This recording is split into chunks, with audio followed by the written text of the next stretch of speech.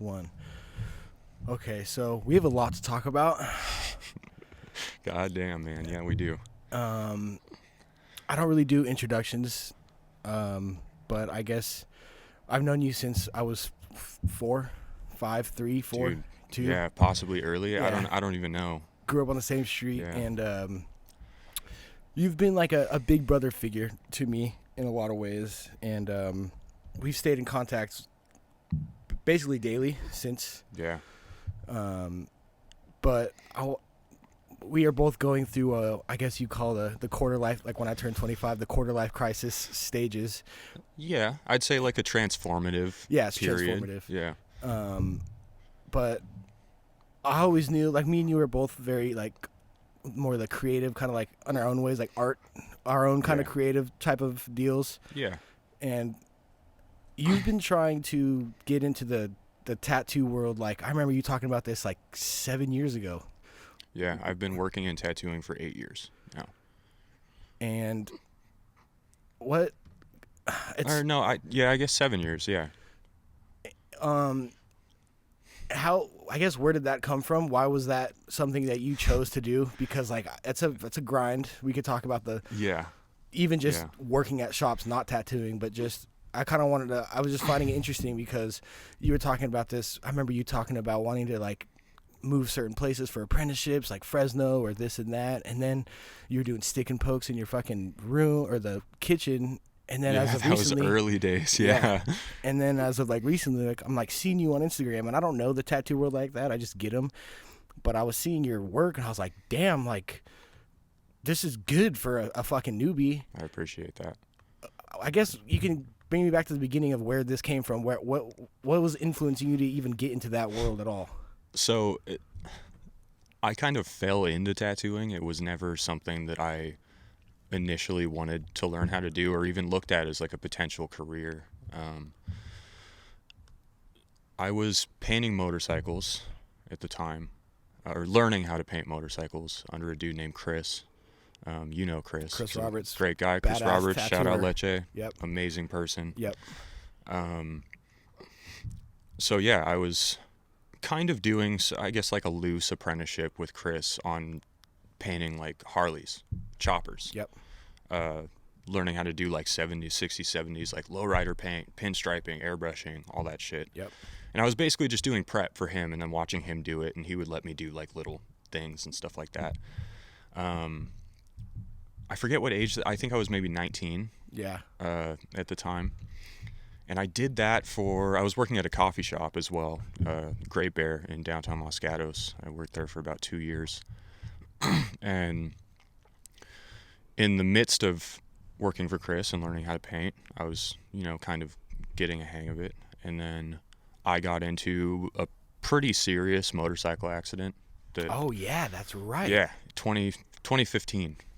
It was April 2015, May, something like that. What were the sidetrack? What were the injuries on that? Because I remember that was a brutal accident. It was bad. I had a spiral fracture in my humerus, like basically right inside the elbow joint. Jesus.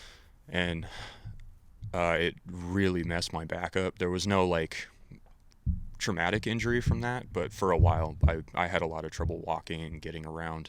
I needed a lot of help. I messed my knee up. I hit the gas tank with my knee, and there was a dent probably, 4 inches deep on that baby. Yeah. Yeah, that really fucked me up. So after the motorcycle accident, and shout out Chris again, he was the one who like he was all in for me. Like he went to the fucking tow yard and like grabbed my bike and paid for it and got my bike out so that it wouldn't get like impounded.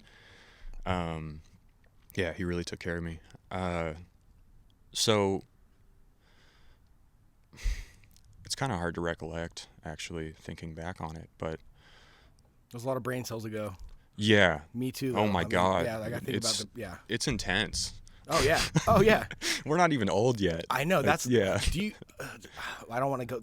Basically, I've asked other people this, but like, because I've been kind of going through it. Just a little quick sidetrack. Do you feel old, like, at your age? Because you're not. Physically, mentally. Not so much physically, more of like a mental, like. I think mentally I'm exhausted. Yeah. I don't know if I feel old. Yeah. But I'm exhausted for sure. Okay. I do think that I'm in an age that is full of a lot of heavy reflection, and we'll get to that later. Yeah. But it's life's tiring. Oh yeah. Yeah. So anyway, back to the motorcycle stuff. Getting the motorcycle accident messed me up. I was pretty much bedridden for, I don't know, a month, maybe 2 months, where I needed a lot of help getting around. I slept in my living room at the time in a like recliner because I couldn't lay flat. Yep. And yeah, while I was nursing myself back, Chris realized obviously I wasn't going to be able to paint and do like really heavy manual labor anymore for him.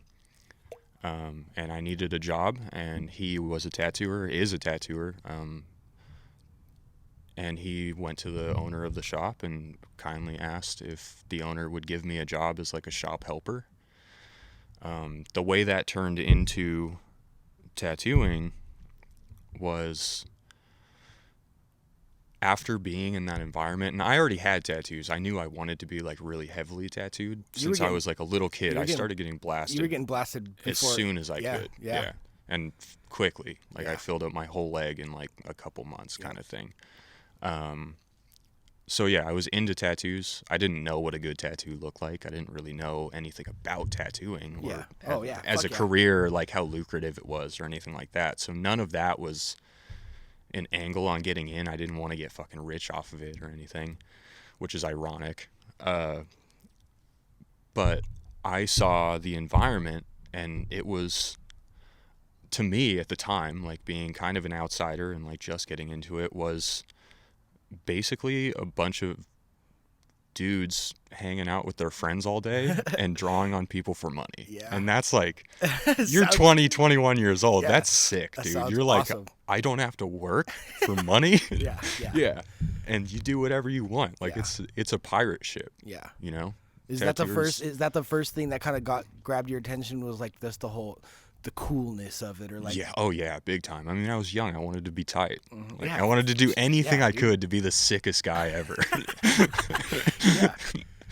So yeah, I don't know. That really curbed me in that direction. And then there was a really awesome moment that was horrifying at the time, but now looking back on it, being a tattooer, it's so funny. I couldn't draw, like, at all. So bad at drawing. I kind of grew up in like graffiti and lettering, so I wasn't really drawing any like specific imagery or anything like that. So I didn't really have a good eye for it, or like any formatting values or anything like that. So the owner of the shop at the time, it's called Marks of Art in San Jose. It's the OG shop. It's been here forever. The owner of that shop found out I wanted to be a tattooer, and he started getting like wind of it lightly.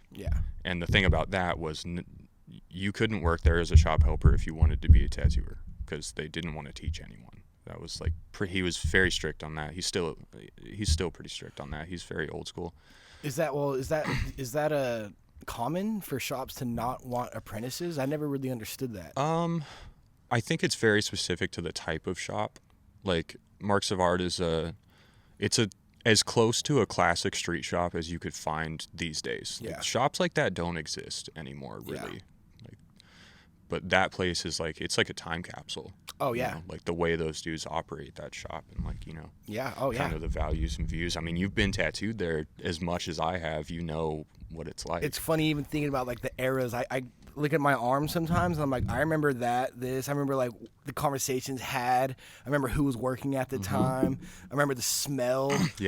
Everything, the sounds. It's great, man. You walk in there, it smells like fucking Pine Sol and green soap, and you're like, here I am, baby, I'm home. I felt so cool because you're like one of the closest homies I have, and you're behind the counter, and I'm a customer, and you're like, come on back, bro. I'm like, what's up, guys? I'm fucking behind the counter at this tattoo shop. You're not. You're lame. Yeah, you get to hang out and be cool. tat guy cool. too. Yeah, I'm cool. I have like 3 tats. I have a fucking Warp Sleeve tour. Fucking. Yeah. You know what I'm saying? Yeah. You're 19. I'm dope, dude. Yeah, exactly.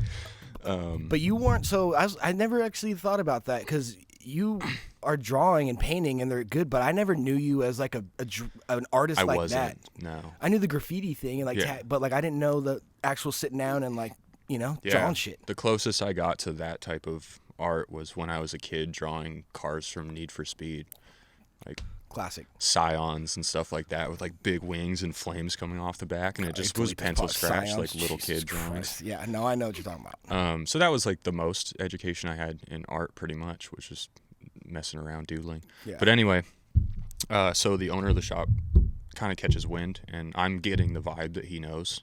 So I didn't want to like be sneaky about it. I asked him if we could talk. We sat in the back, and I was like, "Hey, like I didn't want to be a tattooer when I started here, and this was probably 4 to 6 months into me working there, so I had some time to evaluate what was going on."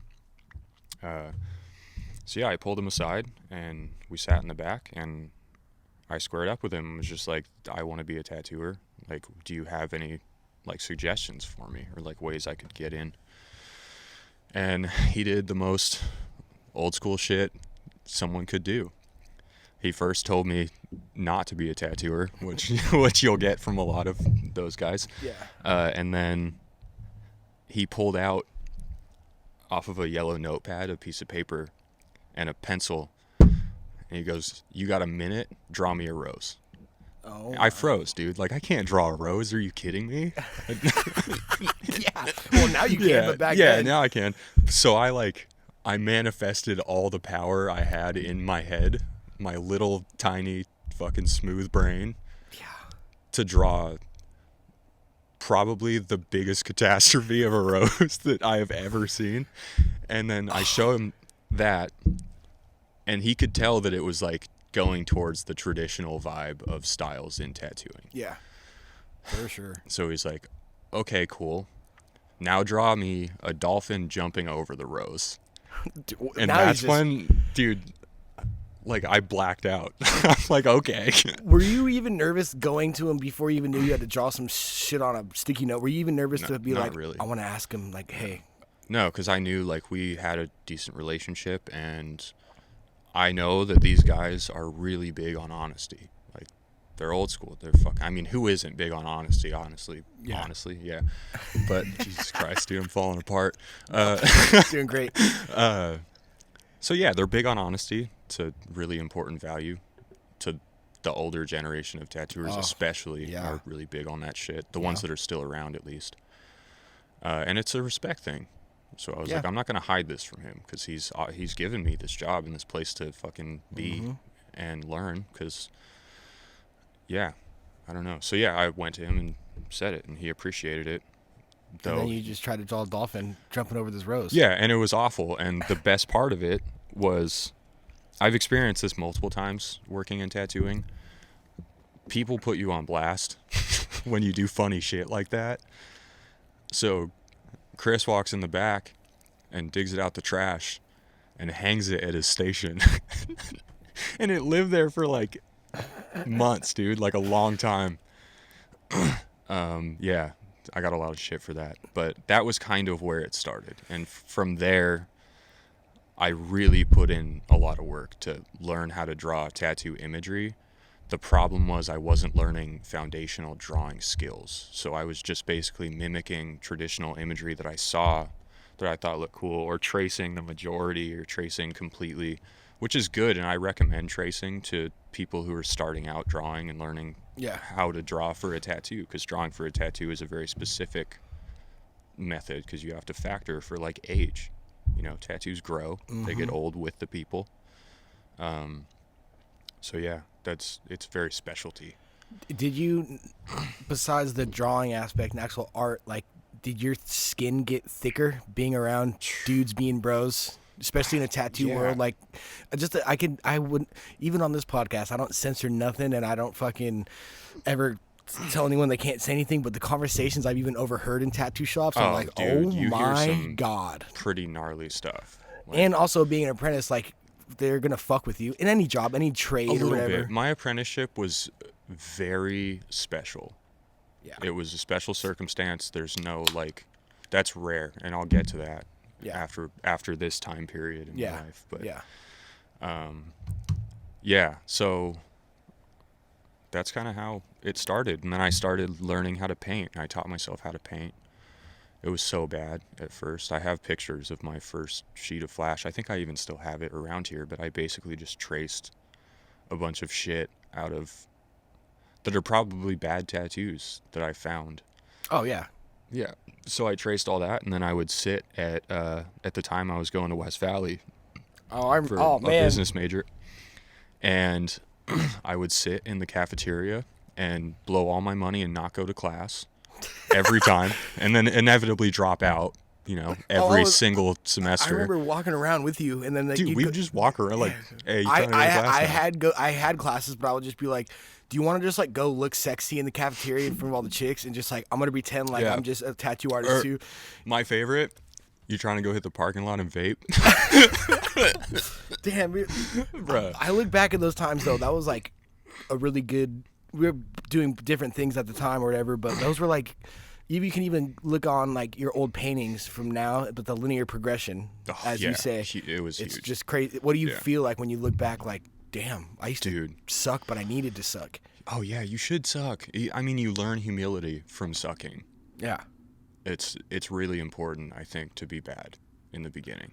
That's like with everything, right? Like you can't break just start yourself, out, dude. You can't. Yeah, you have to get broken down and then build back up. I do believe in that, and I don't think that it should be in like a malicious way or anything like that. No. Like obviously, take care of yourself, and the people around you should be taking care of you too. But having people make jokes about how bad your shit is like, I think it's good for growth, especially in tattooing because it's such a hard career. How many times were like, when you would get shit from artists or whatever, was there any point where like you were like, all right, fuck this, like I'm fucking sick of hearing this bullshit, or like I suck and these fools are making me feel like even more shit? Yeah, of course. I'm saying that because I've been always guilty of that. Like, shut the fuck up, I know I suck right now.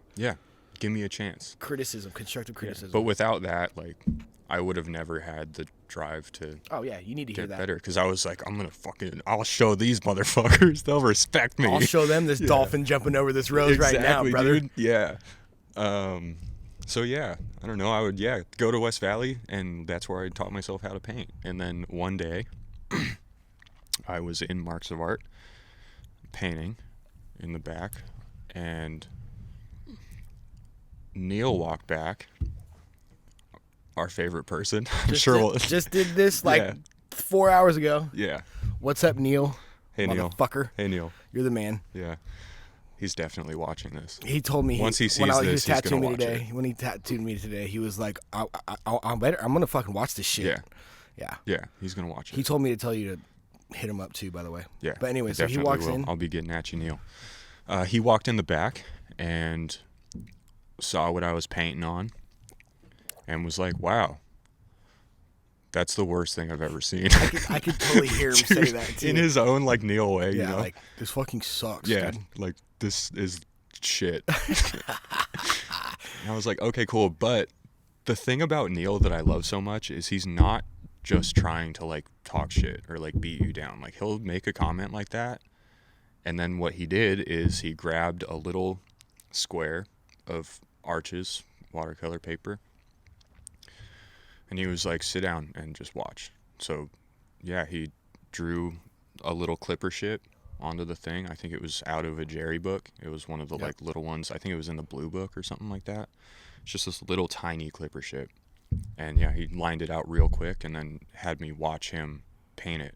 It was pretty much like, that's how you do it. And ever since then, like, I kind of started getting the hang of it because I just mimicked what I saw from him, and it was really helpful. I was going to bring him up. I don't want to fucking... Neil's going to be like, all right, stop talking about me. Make this whole podcast about Neil? Yeah, this is called the Neil podcast. Yeah, dude. Yeah, he would hate that. But, no, I was just going to... Because I know, like, Lecce, Chris Roberts was a big kind of influence. He was like a big brother to me. He still is. Yeah. But Neil, because I remember you, like, when I was going to start getting tattooed by him, you told me about him, and then you were working there. How did he, I guess, impact... Not just this kind of world.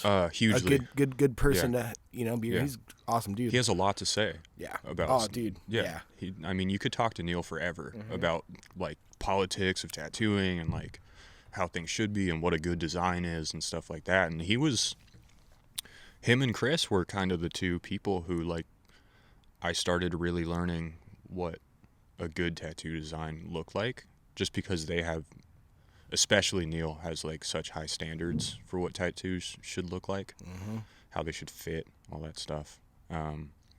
So yeah, he kind of like really beat it into me that I needed to focus and like stop being a little shithead. Yeah. And just like tracing bullshit and painting stupid like fake deep stuff like you do when you're like young, and you think you're sick. Yeah.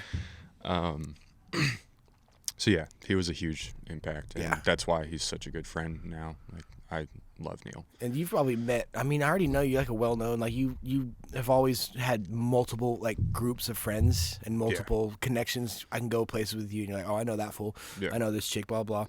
But I'm assuming you also because I mean, 7 years is honestly a short time when it comes down to tattooing. This is like a master craft you have to be doing. But I'm assuming you've met a shitload of people throughout not just tattooers, but people just in the shops or, you know what I'm saying? Yeah. A lot of the people I know now, and I have some really good friends who I met in the tattoo shop or whatever when I was just like sitting around chopping it up. Yep.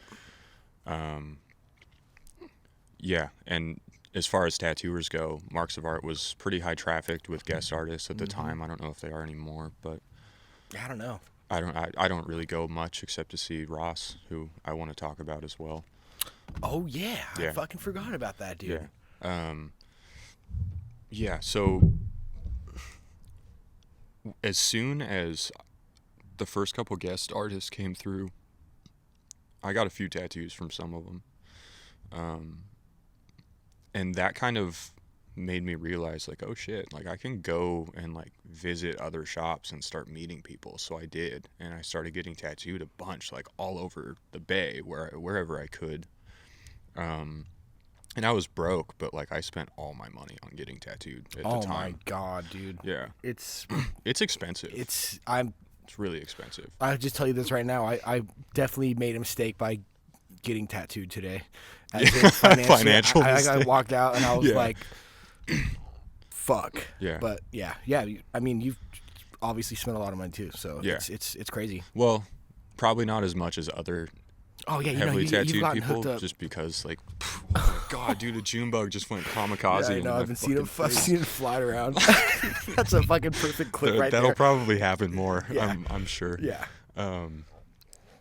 Yeah, so I started meeting a lot of people, and some of them eventually ended up being hugely impactful in my life and my career.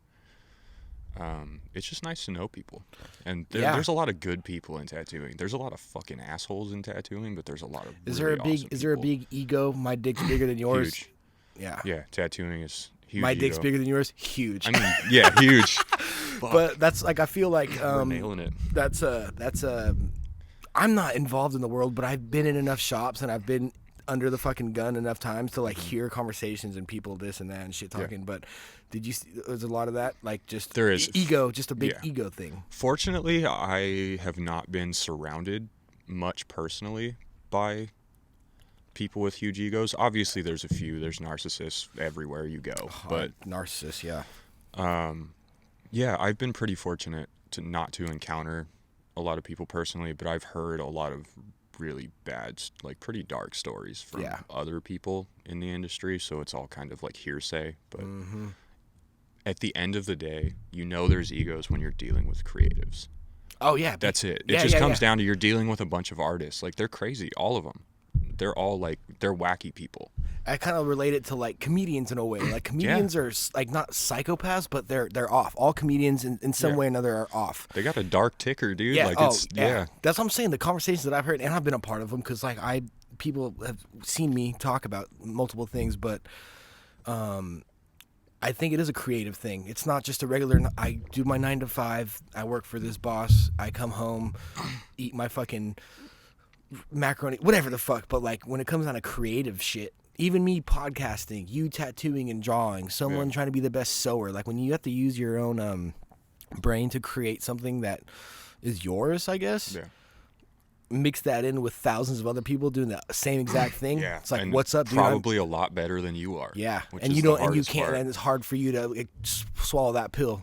Yeah, because obviously, like, I wouldn't say that I necessarily have, like, an ego, but, like, you know, I do want my stuff to be good, and I want to feel like it's good. And a lot of the time, I feel like everything I do is garbage, but at the same time, like, if you are a creative and you think everything you do is fucking sick, you should just not do it.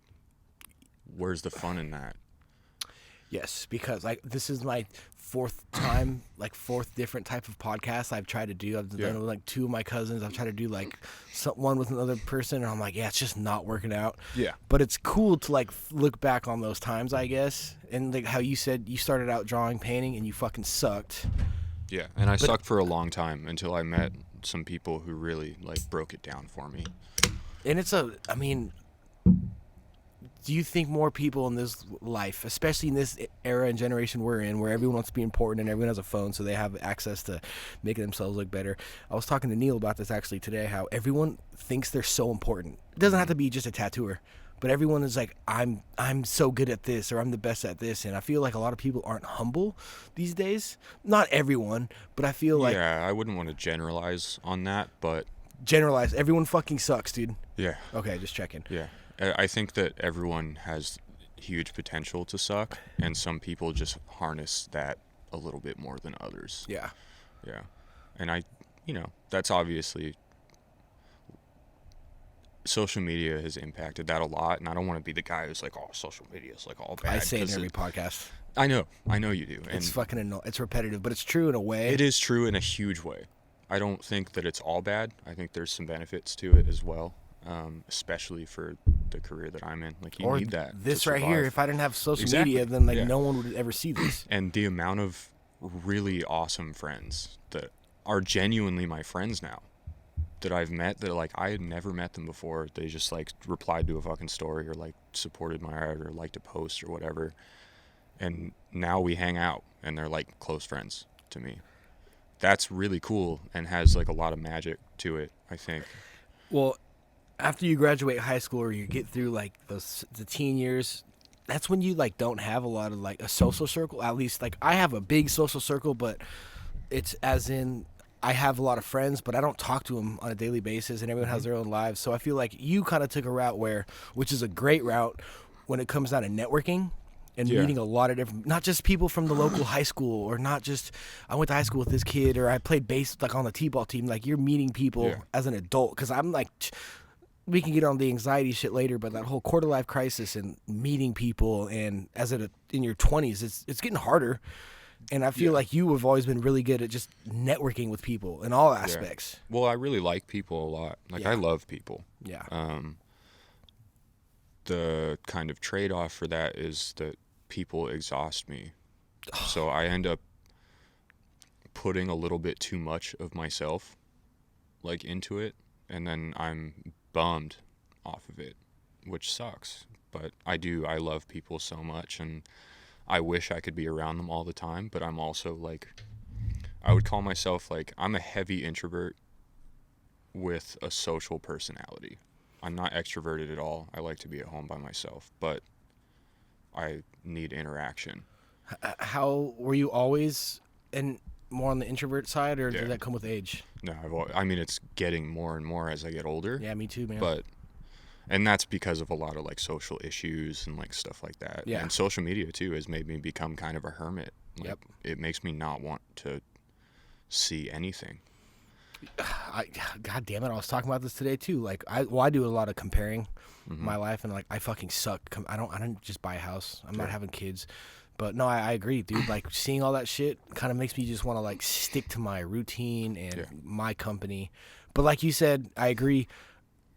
I definitely don't love people as much as you do. I fucking hate on a lot of people, but it is important as fuck for everyone I don't give a fuck how introverted you are. Like, every human needs at least some social interaction. Dude, yeah. And like, I think it's so sick that social media has given me the ability to like connect to someone who lives in fucking, I don't know, middle America or like the East Coast or whatever that I will probably never meet in real life, but like we're like, hey, we can't meet up, but like you want to just chop it up on FaceTime or something? Because like we want to be friends. Like that's so cool. Yeah. And I've had the privilege of like doing like art trades with people, and like I love doing it. It's one of my favorite things. Like they will mail me a painting from whatever state they're from, and I mail them one. It's just so cool to fucking have. Yeah. That. It's like a little relic. Is it? This world is that like the whole. Like I went to barber school for 1 week, and I was like, "Fuck this shit! I don't want to." I remember that. That was like the briefest stint. It was, yeah. I just compared it to tattooing because it's like you're an independent contractor, less creative. Like the same industry. Exactly, same exact thing, basically. But I guess in this world where there's no benefits, there's no guaranteed you're gonna start out and you're gonna make money. Or you're not going to start out and you're going to be fucking... You have to pay for your station. You have to pay rent.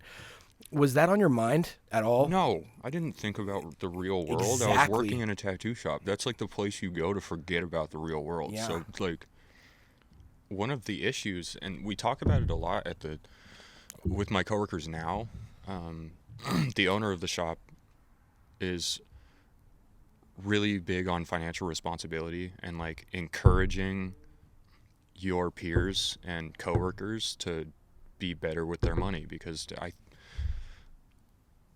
I feel like there's a thing in tattooing where like tattooers it's quick money. Oh yeah. So people get kind of bad with money and like buy hella fancy shit and like fancy dinners and like kind of all out. Yep. And then when it comes time to retire, you're fucked. And like, let's say you got in a motorcycle accident as a tattooer. You're done. You have to GoFundMe, bro. That's it. It's funny because there was like a famous like barber I would follow, because I was like going through this barber stage of like, this is it. I'm gonna have tattoos everywhere and just be a barber. And then like I was following him, and he's like established as fuck. He gets in. I think he like even just like, I don't know. He had to have some sort of surgery, and he set up a GoFundMe. And I'm like, yeah, see, dude, these industries, it's like. People don't think about it, and I don't hate on it. It's almost sad. Like, tattooing is fucking awesome. Barbering, we need barbers. We need tattoo artists because a lot of people want to get tattooed, but, like, the whole independent contractor part of rough. it, I mean, I can't, I've never been able to, like, you know what I mean? Being an independent contractor in any industry is really, really hard work, and I feel like a lot of people romanticize it a little bit too much. They're like, I'm going to own my own business and like all this shit. And then when they actually get into the pits of it, it's like, holy shit. Like, if people don't come, you're done. Like, how long do you think? I guess it depends on the fucking barber or tattoo artist or nail person. But like, you're not going to, you have to, like, people don't understand. A tattoo artist doesn't start tattooing, graduate some sort of tattoo school, guaranteed money. Like, you have to build the whole clientele thing of it. Like, when I was going to barber school for whatever 2 weeks, I was thinking like I could stick with it and pass these classes and get my certifications and like get a job somewhere, but like I'm not gonna have customers, and it's not like I'm guaranteed money. It's not an hourly thing. Like, you have to cut hair, you have to do that tattoo, that dolphin over the fucking rose on someone to get money. Yeah. And you have bills to pay. Yeah. What the fuck? And bills don't care if you're like too tired or mentally exhausted for to tattoo and like or cut hair, whatever. Like, you have to be in top mental condition to do that type of shit. And if you're having an off day, you still got to pay the bills, so you got to suffer. And I was talking to Neil about this, but you, especially like tattoo artists, you don't. I think really only tattoo artists, when it comes to an independent contractor, you don't really have an off day because you have to draw either way. You could, I guess, go on a little vacation. That's probably you can take off days, especially if you're paying rent. That's one of the benefits, is kind of being able to control your schedule a little bit more. I guess I'm saying like not like you can not be at the shop, but I'm saying like I'm assuming you have to like even on your off days, you're probably gonna have to at least maybe draw a little bit. Yeah, and there's a lot of prep that goes into it. It's a lot of work. Yeah, definitely. And there's other factors too. Like, what if the customer changes the design like the night before? Then you're like, or fuck. What if someone cancels on you? Exactly. You're not going to get paid now. Yeah, and that happens, and we're not necessarily in a recession, but I'm getting recession vibes a little bit. And well, if gas is also the inflation's pretty gnarly right now, scary. Especially here. Oh, it's Bay Area? Super bad here.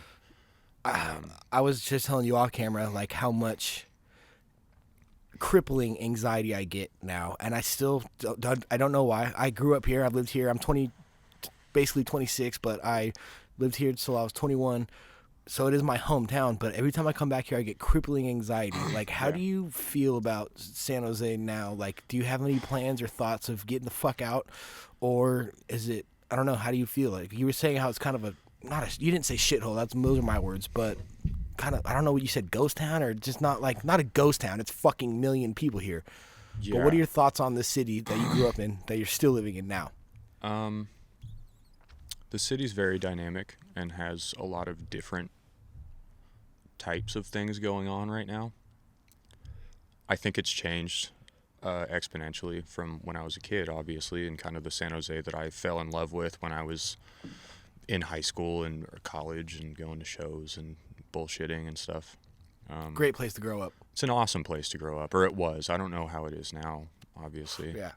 But yeah, it has gone downhill in more ways than it's gone uphill, I think, is a good way to describe it. I'm not here anymore, but you come back and you get to see it, like, after not seeing it for a while, so you're really noticing the stuff. I notice it, and like, I think that's part of my anxiety too, is I come back, like, I see my old house and I think of all the old memories, early 2000s. Yeah.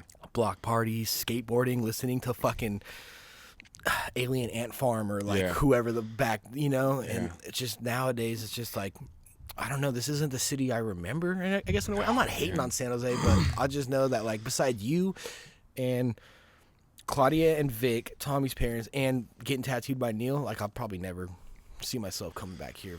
No, I don't see why you would really want to. I love this place a lot.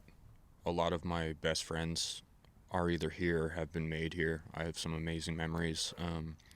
I think the art scene here is really growing a lot. Yeah. It's better now to be an artist here. There's a lot of city supported stuff happening for artists. I see that. Yeah. A lot of murals going up, stuff like that. Is downtown just like a good art spot? It's the epicenter for, like, the muraling and stuff that's happening right now. Like, it's a great time to be a muralist in San Jose. Business is booming. If you're like a sign painter or something like that, like, there's a lot of people opening businesses. They want hand painted signs. It's good to do. So in that regard, and the music scene, dude, in San Jose, or at least the music scene coming out of San Jose, specifically in, like, the metal and hardcore area. So I know you're super knowledgeable about that. I'm not that I'm pretty out of touch now, but really? I was into it when I was younger. Yeah. I don't know that, like, the hardcore scene, but I know that, like, when I hear about hardcore, there's scenes of that everywhere, but apparently San Jose is the fucking it's like a mecca of the hardcore. It is. Yeah. Some of the best hardcore bands right now, especially, are coming out of San Jose. I'm friends with some of those dudes, and it's wild to see how much they've blown up. Like, they're going on fucking national tours now. What is that band that opened for, like, Limp Bizkit or some shit, or whatever band? Scowl. Yeah. Yeah. That's wild. That's pretty wild. And then, other bands like Tsunami and Drain and stuff like that, like, they're touring Europe. Yeah, that's wild. And, like, that's sick, dude. Yeah. Oh, yeah. It's so sick. Yeah. And San Jose hardcore is definitely, like, said in the same breath as, like, New York hardcore. Yeah. And that's pretty wild. I can say the same for me, but, like, San Jose is obviously, like, this city has obviously influenced you, probably a lot to do with tattooing too, but just the music, like, you don't hear about too many skateboarders coming out of, like, Montana or, like, Indian. Many pros come out of San Jose. It's nuts. It's like, and the whole Enjoy fucking skate team. There's fucking, I don't know. I just think, like, the influence living in the Bay Area as a kid, it can, like, it's good. It's a fucking, it's a mecca for a lot of the creative, because we're both creative people. it's definitely a mecca. The Bay Area as a whole.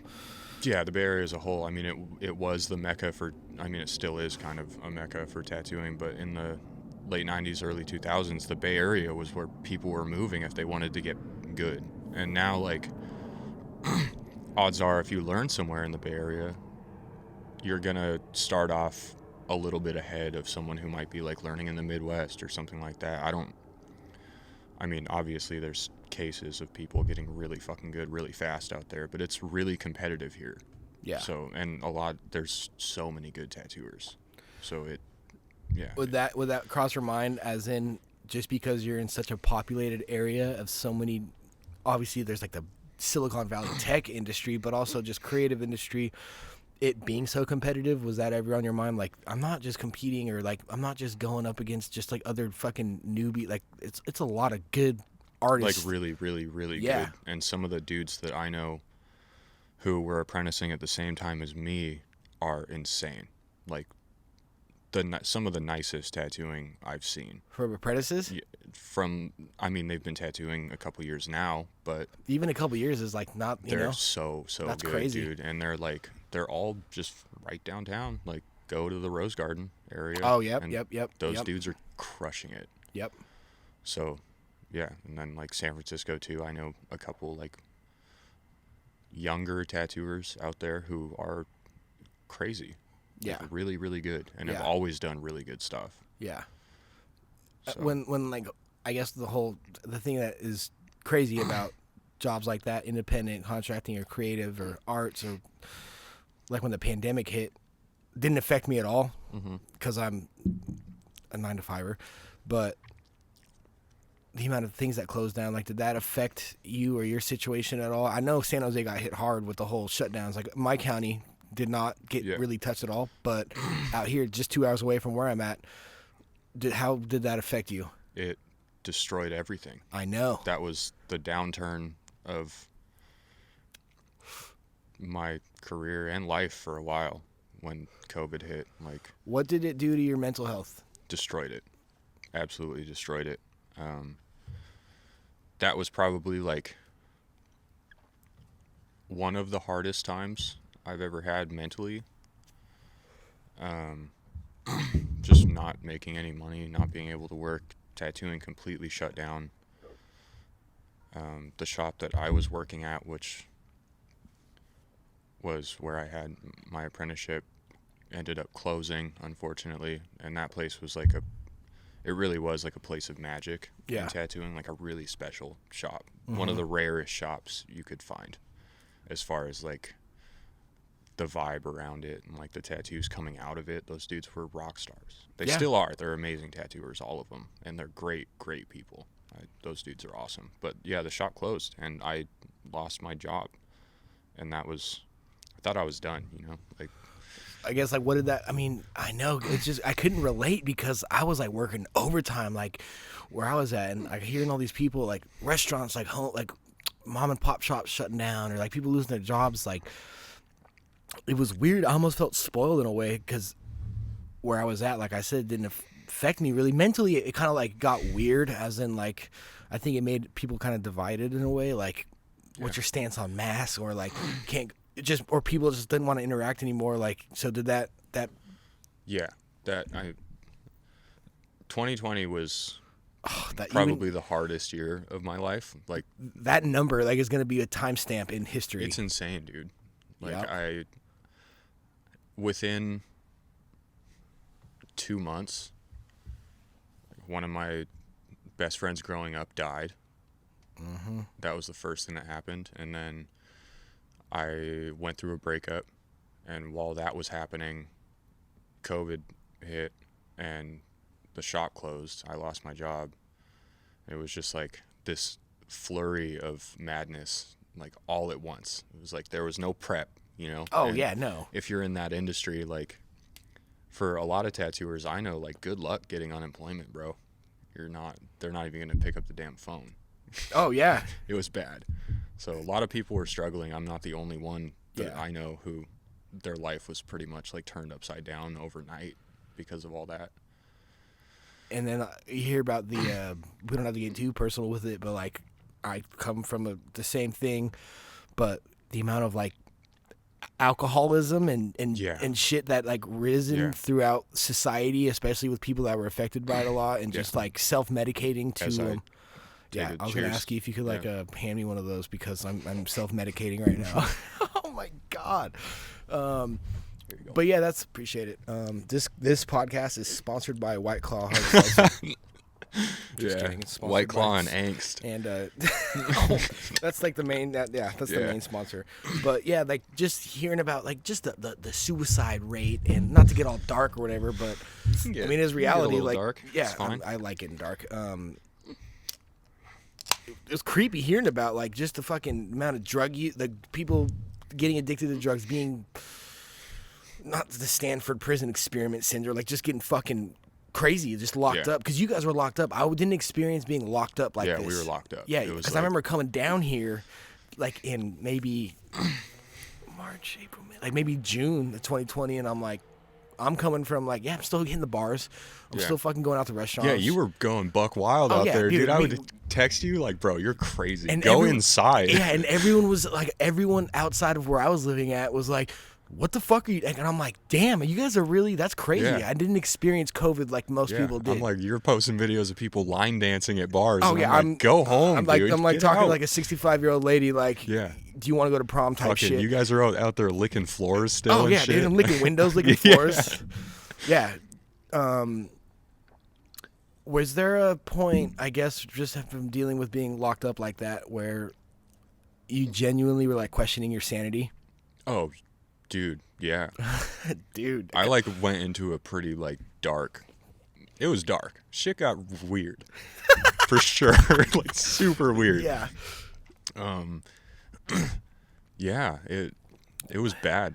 I don't know. I definitely started like feeling like I was losing it a little bit, or like I didn't have a floor to stand on at all. And most of my days were just spent like pacing around.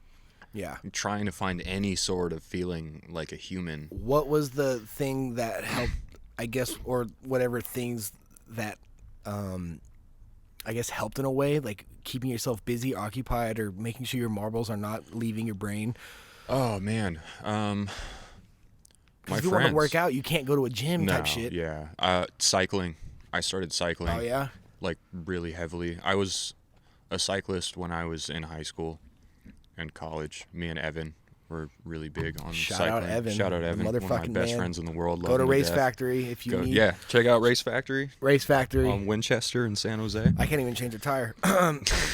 But, yeah, so cycling was a huge one. That was like, I went really dark. And then one day I was like, fuck this. You know, I got to like figure something out or I'm totally going to lose it and fall into this. So I like completely stopped drinking. I quit smoking for a while. Like I was on some like, I'm going to get jacked and be super productive kind of shit. Yeah, dude. And then, I started cycling. I started lifting again, like when I was allowed to. Started doing that. And this was later in 2020, so gyms were starting to like kind of soft open a little bit. Like there was still the capacity, only a certain amount of people allowed and stuff like that. But I was able to go and start lifting again. But yeah, I was cycling every single day and waking up early. I was on like the CEO fucking schedule, you know, like the CEO. We don't sleep. The like Jocko whatever. I wake up at 4 in the morning. Wake up at 4 a.m. Don't be a bitch. Like that kind of thing. I started doing that. And it really helped a lot. And it was huge. Because we're talking about this as like we're smoking organic tobacco and drinking White Claws. Yeah. But because I've been on this, I guess, staying productive, like when it comes down to like the health, working out, sleep schedule, it's way harder than it looks to just stay consistent.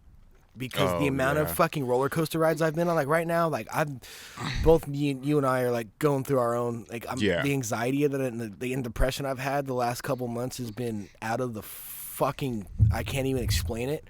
Yeah. And I work out 6 times a week, but like, do you notice that the roller coaster ride of like I'm going consistent 2 months, might be one slip up, or my mental is fucked up, and now the self-medicating thing comes into the picture. Once you take a break, it's gone. Like, it's going to be gone for a while, I think. Like, some people are superhumans and they can take a break and then come back really hard, but if you take a vacation or like take a week and a half, 2 weeks off, like, you're going to have a really hard time I've taken back. 2 days off, and those 2 days turn into, okay, now it's 3 days. All right, like one more day. Yeah. Oh no! And then it's like I'm like 2 weeks of just destroying my body because I'm sad or whatever the fuck's going on. Yeah, and because of the way that healthcare works right now and all that, and especially during COVID, but I have Kaiser. Me too. For example, and they're understaffed in the like adult mental health area, so. That whole time I was like trying to get help, and literally like I was on like a 3-month wait list. It's so and when funny. I finally got the call, they were like, okay, what do you need from us? And I was like, I just want to talk to someone, you know, I want to like figure out like why I feel this way. Yep. And they were like, best I can do is group therapy, bro. Okay, so this is so fucking weird that you're saying this, because what you're saying is identical to what happened to me. Really? I have Kaiser, and I've been to therapy before, but the therapy that I was at before was kind of like this lady. I was 21, and I almost went to therapy because I don't even know why I was going. I was having my own. I almost had to like not make shit up when I was talking to her, but I was like, I don't know, I'm broke and I don't like my job type shit. Yeah. But then like the later, more responsibilities and more stress. But anyways, Kaiser, I was on a waiting period for 3 months. Yeah. 3-month mark comes up. And then they're like, oh, the therapist is actually out. We have to reschedule you for 2 more months. And I was like, you know what? Like, I can't even fucking get professional help right now. Yeah, I gave up. Yeah, I did too. I gave up. And now I'm at a point now where, like, I don't want to, like, air too much of my dirty laundry, but shit's getting pretty dark again. And it has been for a bit. I'm going through, like we talked about in the beginning, a major transitional phase. And I need help. I need to get help. You know, I need to find therapy. So I'm starting to try and find it again, and it's really difficult still. Yeah. If anyone has any resources and you see this, help, shout out your guy. We need help your boy. Yeah. But it's. I feel like, and not to fucking say males over females, because I don't like the divisiveness. But I do think that, like, as men, it is harder for us to like express that we do need help, because we are kind of like, we're men, we can fucking conquer it. But it's like, no, dude, it's fucking hard. I mean, it's definitely stigmatized. I think it's a lot better now. And people are starting to feel a little bit more comfortable talking about. But yeah, I mean, look at like boomers, dude. Those dudes are not. A lot of them. I'm not going to generalize. Like, obviously, there's some that are more in touch with their emotional side, but I think a lot of boomers, and those are the people we were raised by. So we obviously picked up some of those traits. Yeah. I have a different experience because I grew up in a family they all have a mental health backing. Like, they work in mental health, and my dad is an executive for a mental health, one of the largest mental health companies in the nonprofits in the Bay Area. So I had some more resources, and I was taught about mental health really young. Yeah. I was in therapy when I was a fucking little kid. You know, we did group therapy and family therapy. I was on meds and all that stuff. So I've always been a little bit more, like, open about my emotions and my mental health and stuff like that, because I do acknowledge how important that is in society, especially because if you're open about your mental health to someone, like, the odds that they're going to be open back are higher. Oh yeah, for sure. Starting that conversation, it's a really hard conversation to have with people, especially if you're not like super comfortable with someone. But I do think that you should talk about that stuff with everyone that you can, and that's why I'm like talking about it now, because I look at these podcasts in a lot of ways that I've done. I'm only done, this is the 10th one, I think, but they're almost like therapy sessions in a way. Oh, dude, yeah. I mean, we talked about it before you got here. We were both having like really hard days. Like, I have panic attacks really bad. And does it ever? When we talk about boomers,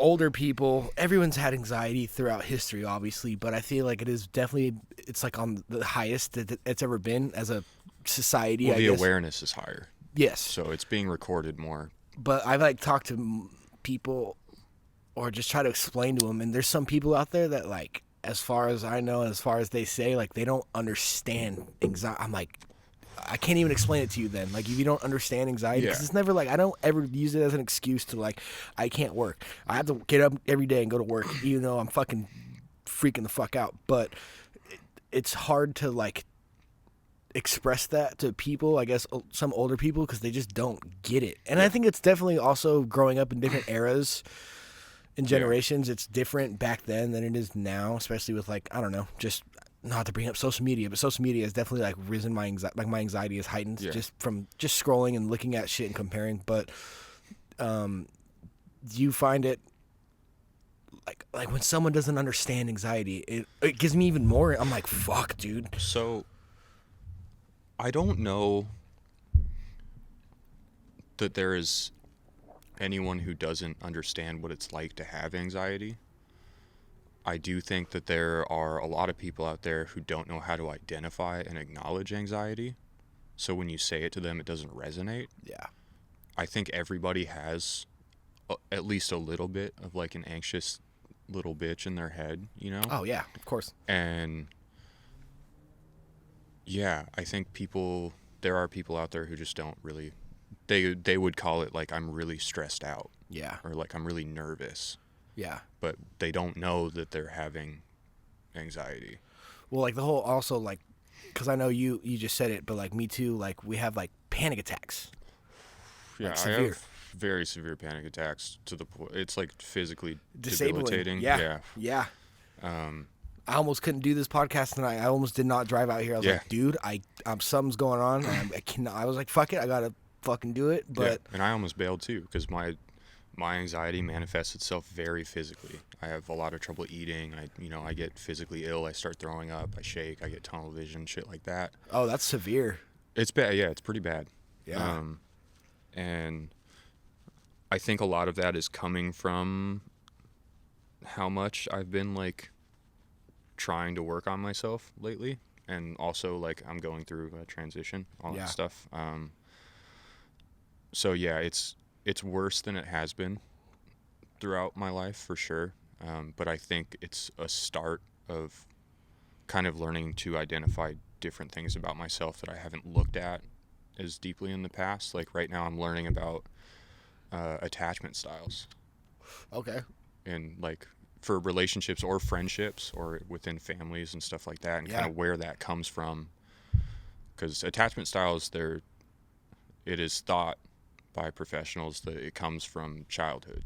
So I have an anxiety attachment style, or anxious attachment style, and they say that comes from, like, I don't know, inconsistency in a childhood. And I had an amazing childhood. I'm not gonna, like, my parents are fucking sick. Yep.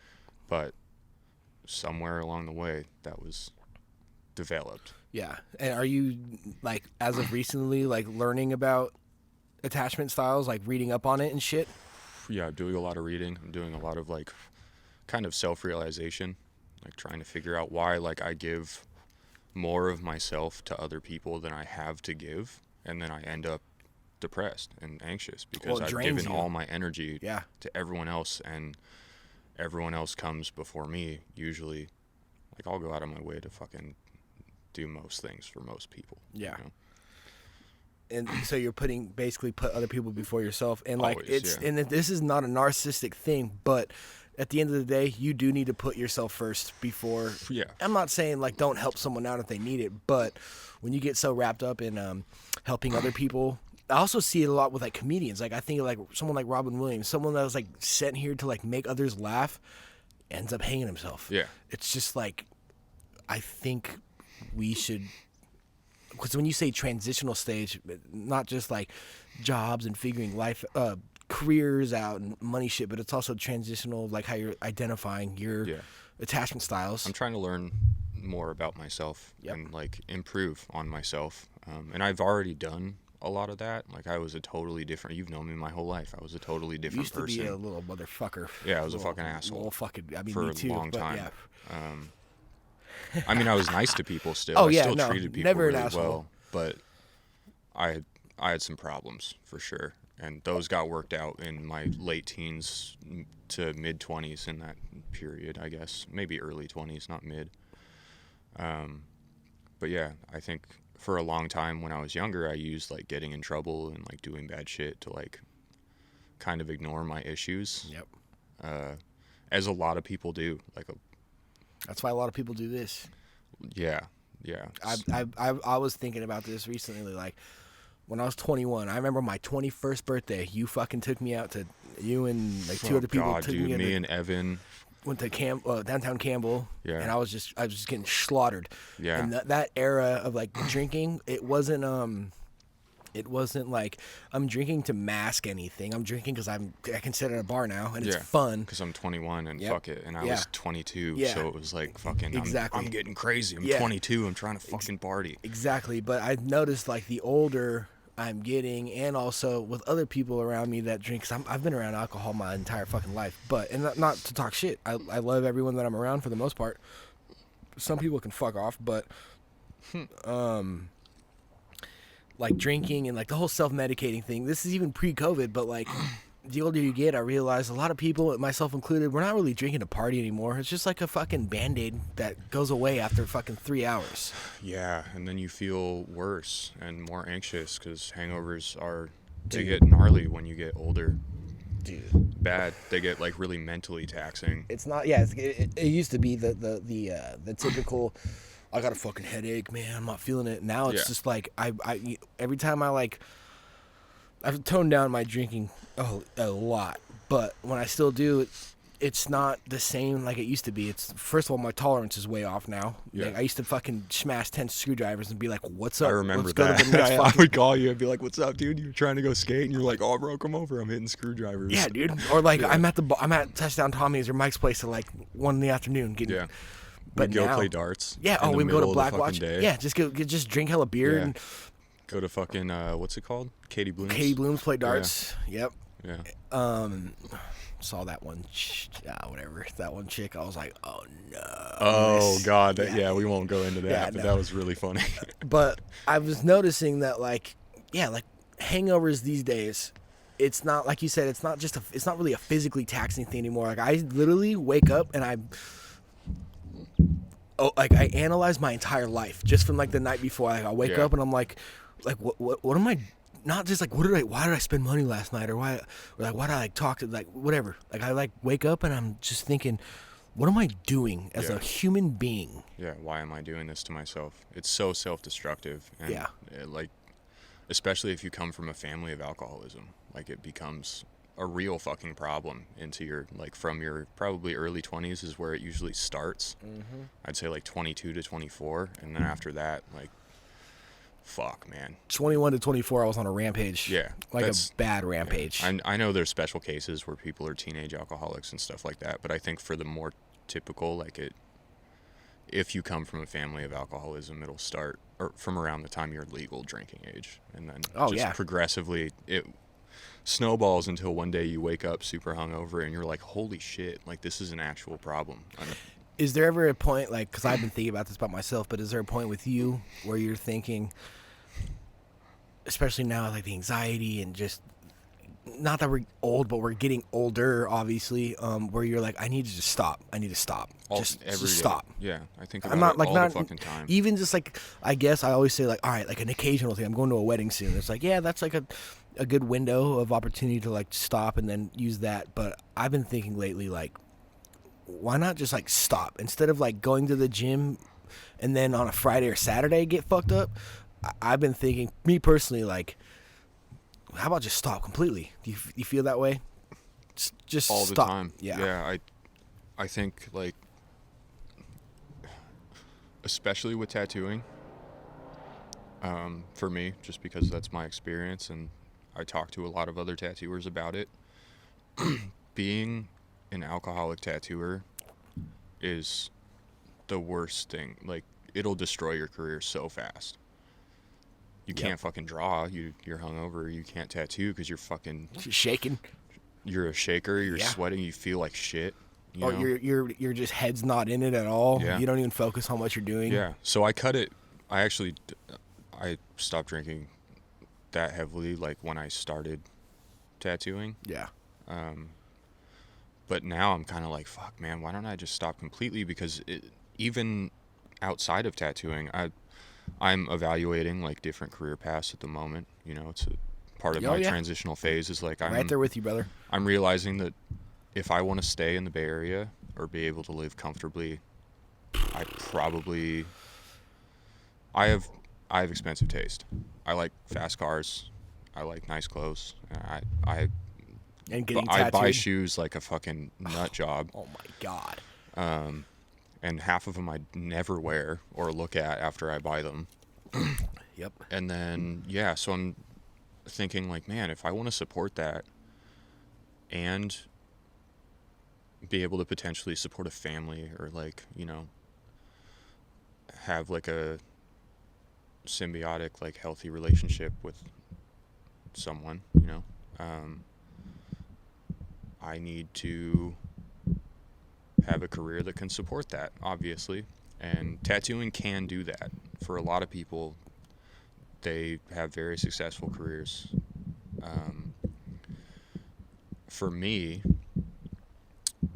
it's more the retirement aspect of things. I talked to Ross, who, for those that don't know, I'm sure like a lot of people who are close to me, I talk about Ross all the time. He's my tat dad. Like, for real. He's like solid. He's like a father figure for me in tattooing. He's been tattooing a long time. He has a lot of experience. He knows what he's talking about. He's a pirate. He's like one of the last living, like, real pirate tattooers, you know? Yeah. But he's insightful, and he has some good advice, and he's one of the first people who told me, like, don't be a tattooer. Like, him and Scotty both were the OGs were like, don't do it. You're not going to like it. And it's funny because they're like they're older. And I always feel like when you get advice like that from someone that's older, who has all that wisdom, who's been on the earth, that's rotated for that many years, but is also in the industry that they're telling you to not join, it's almost like, well, shit, man, if you're telling me that, then... Yeah, and obviously, like, they're saying it loosely. It's kind of like jokingly. There's a little truth to it. I would never tell anyone, don't be a tattooer. It's a fucking awesome career. It's so fulfilling and fun. Like, when you do a nice tat, you feel amazing. It's so rewarding. With that being said, for me personally, I have to keep in mind that there is a point that my body will fall apart and I won't be able to be like this all day. And there's a point where I'm going to need to retire. And retirement in tattooing is tough because it's like the same thing as like, what if you get hurt? You know, your GoFundMe. Like, there's no pension. You don't have a fucking pension. There's no 401k. No. So you have to do that independently. IRA, be really responsible with your money, all that stuff. And some people really pull that off well. But I don't know if I want to deal with that. It's a lot. It's so much work. And you probably weren't even thinking about that when you were 21. No, not even close. I wasn't thinking about an IRA when I was 21. That's fucking insane, dude. Yeah, who would do that? Who would think about that when you're 21? I didn't know anything about finances when I was younger.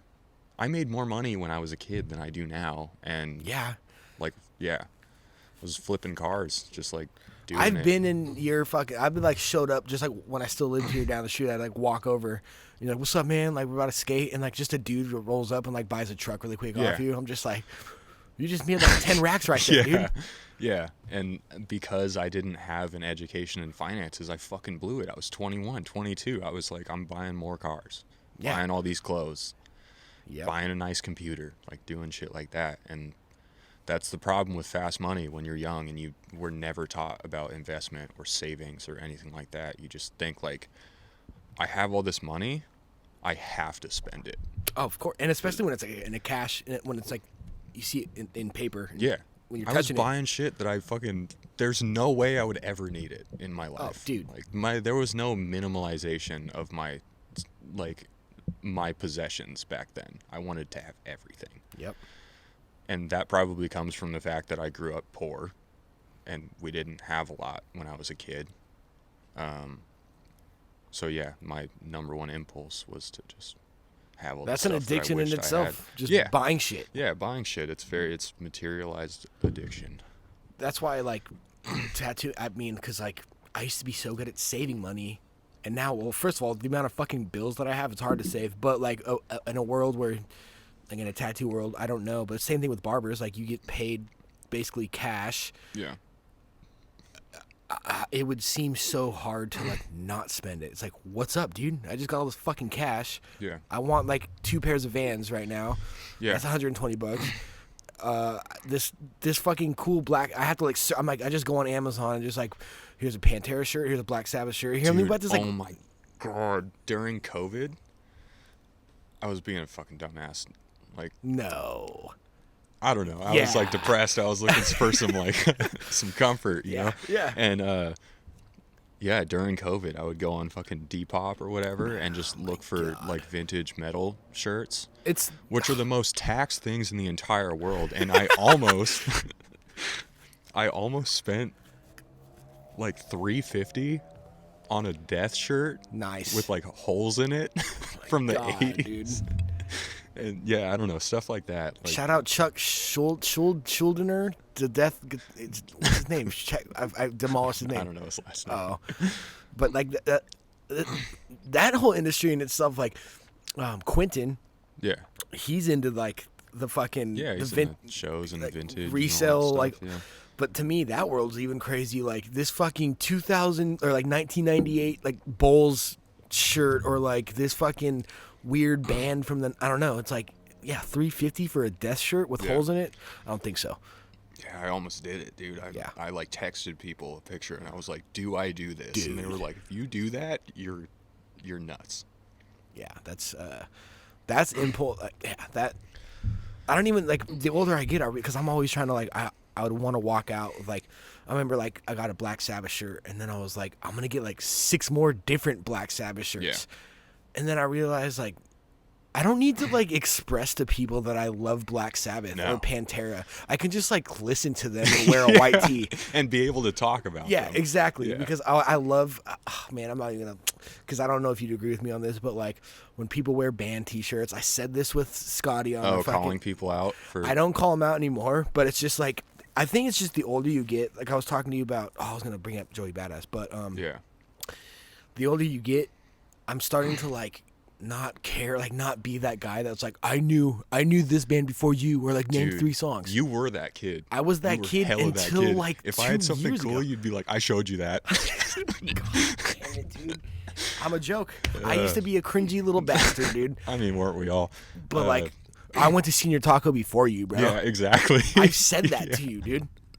It's the most like trivial shit. Bro, I went to that little Mexican spot before you, dude. I got a fucking super burrito way before you, dude. I got one in like 2004. Yeah, you got one in like 06, dude. Yeah. Do you like because you are one of the out of everyone I know personally, you are so educated on music. Yeah, like educated. My dad's a musician, Dad's so I grew fucking up like the records that collecting motherfucker vinyl. has. We have the vinyl's it's a insane, fucking library, dude. Yeah, really big on that. Not as much anymore. Vinyl's really expensive. That's another thing really that's trendy now. Records, dude. Hipsters, dude. It's fucking. They love their vinyl. Always have. I feel like. Well, it's cool to actually hold a record and it's like awesome. Open it up. Yeah. It's put it in. Sick. Drop the needle. It's cool. It's different. It's a different way to like because everything's streaming now. I like holding.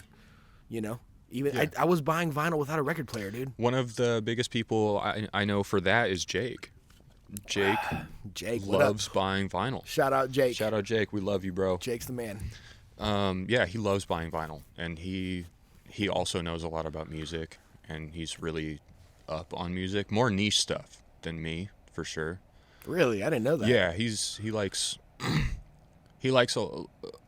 not like SoundCloud stuff, but like he'll go into like the deep cuts of artists that you've never heard of and will never hear of unless he shows them to you. And he sends me some really good shit that I like a lot. Jake and I, we don't do it as much anymore, but we used to send each other a lot of music, and I found a lot of my favorite artists from doing that with like him. Newer art, like people doing it now that just aren't on the mainstream. Yeah, newer artists doing it now. The people in the mainstream are like, there's some really good ones, and then there's the other 80% that are just like total garbage, that are overhyped and like exploiting the music industry. But yeah, there's some really good stuff out there. You just got to dig for it. Talking about like maturing too, because even just 2 months ago, I was in a podcast with my homie Abraham. Shout out Abraham, and he's a producer, great producer. But like he knows because I've worked with him on music, and he knows my personality. And like I've been like this for years, but like everything fucking sucks now. These fools suck. I just realized. Oh yeah, I judge like it's a fucking job, and it's not a good thing. But like regarding new, let's just say rap, I've just learned, because my blood would boil listening to it. I'm like, what the fuck is this? But I'm just learning, like, how about I just don't pay attention and just accept that it is what it is. Yeah. Like I was rapping for fucking years, and I was influenced by all the old Sean Price, Helter Skelter, all the East Coast, whatever, good rap. But I've been realizing, like, it's not even worth hating on it, because I'm not gonna change anything. It's just I grew up in a different time, or I can't say that because like I listen to all 90s shit. But when you sent me Joey Badass the other day, I didn't have, because I'm so out of the loop with like especially rap and music. That was like a very when you sent me that, it was like so refreshing. That album was incredible. I loved it. It was so nostalgic. It made me feel like I was back in 2012 or whatever when 1999 2012. came out. Yeah, that fucking. And yeah, it was great. I loved the way he did it.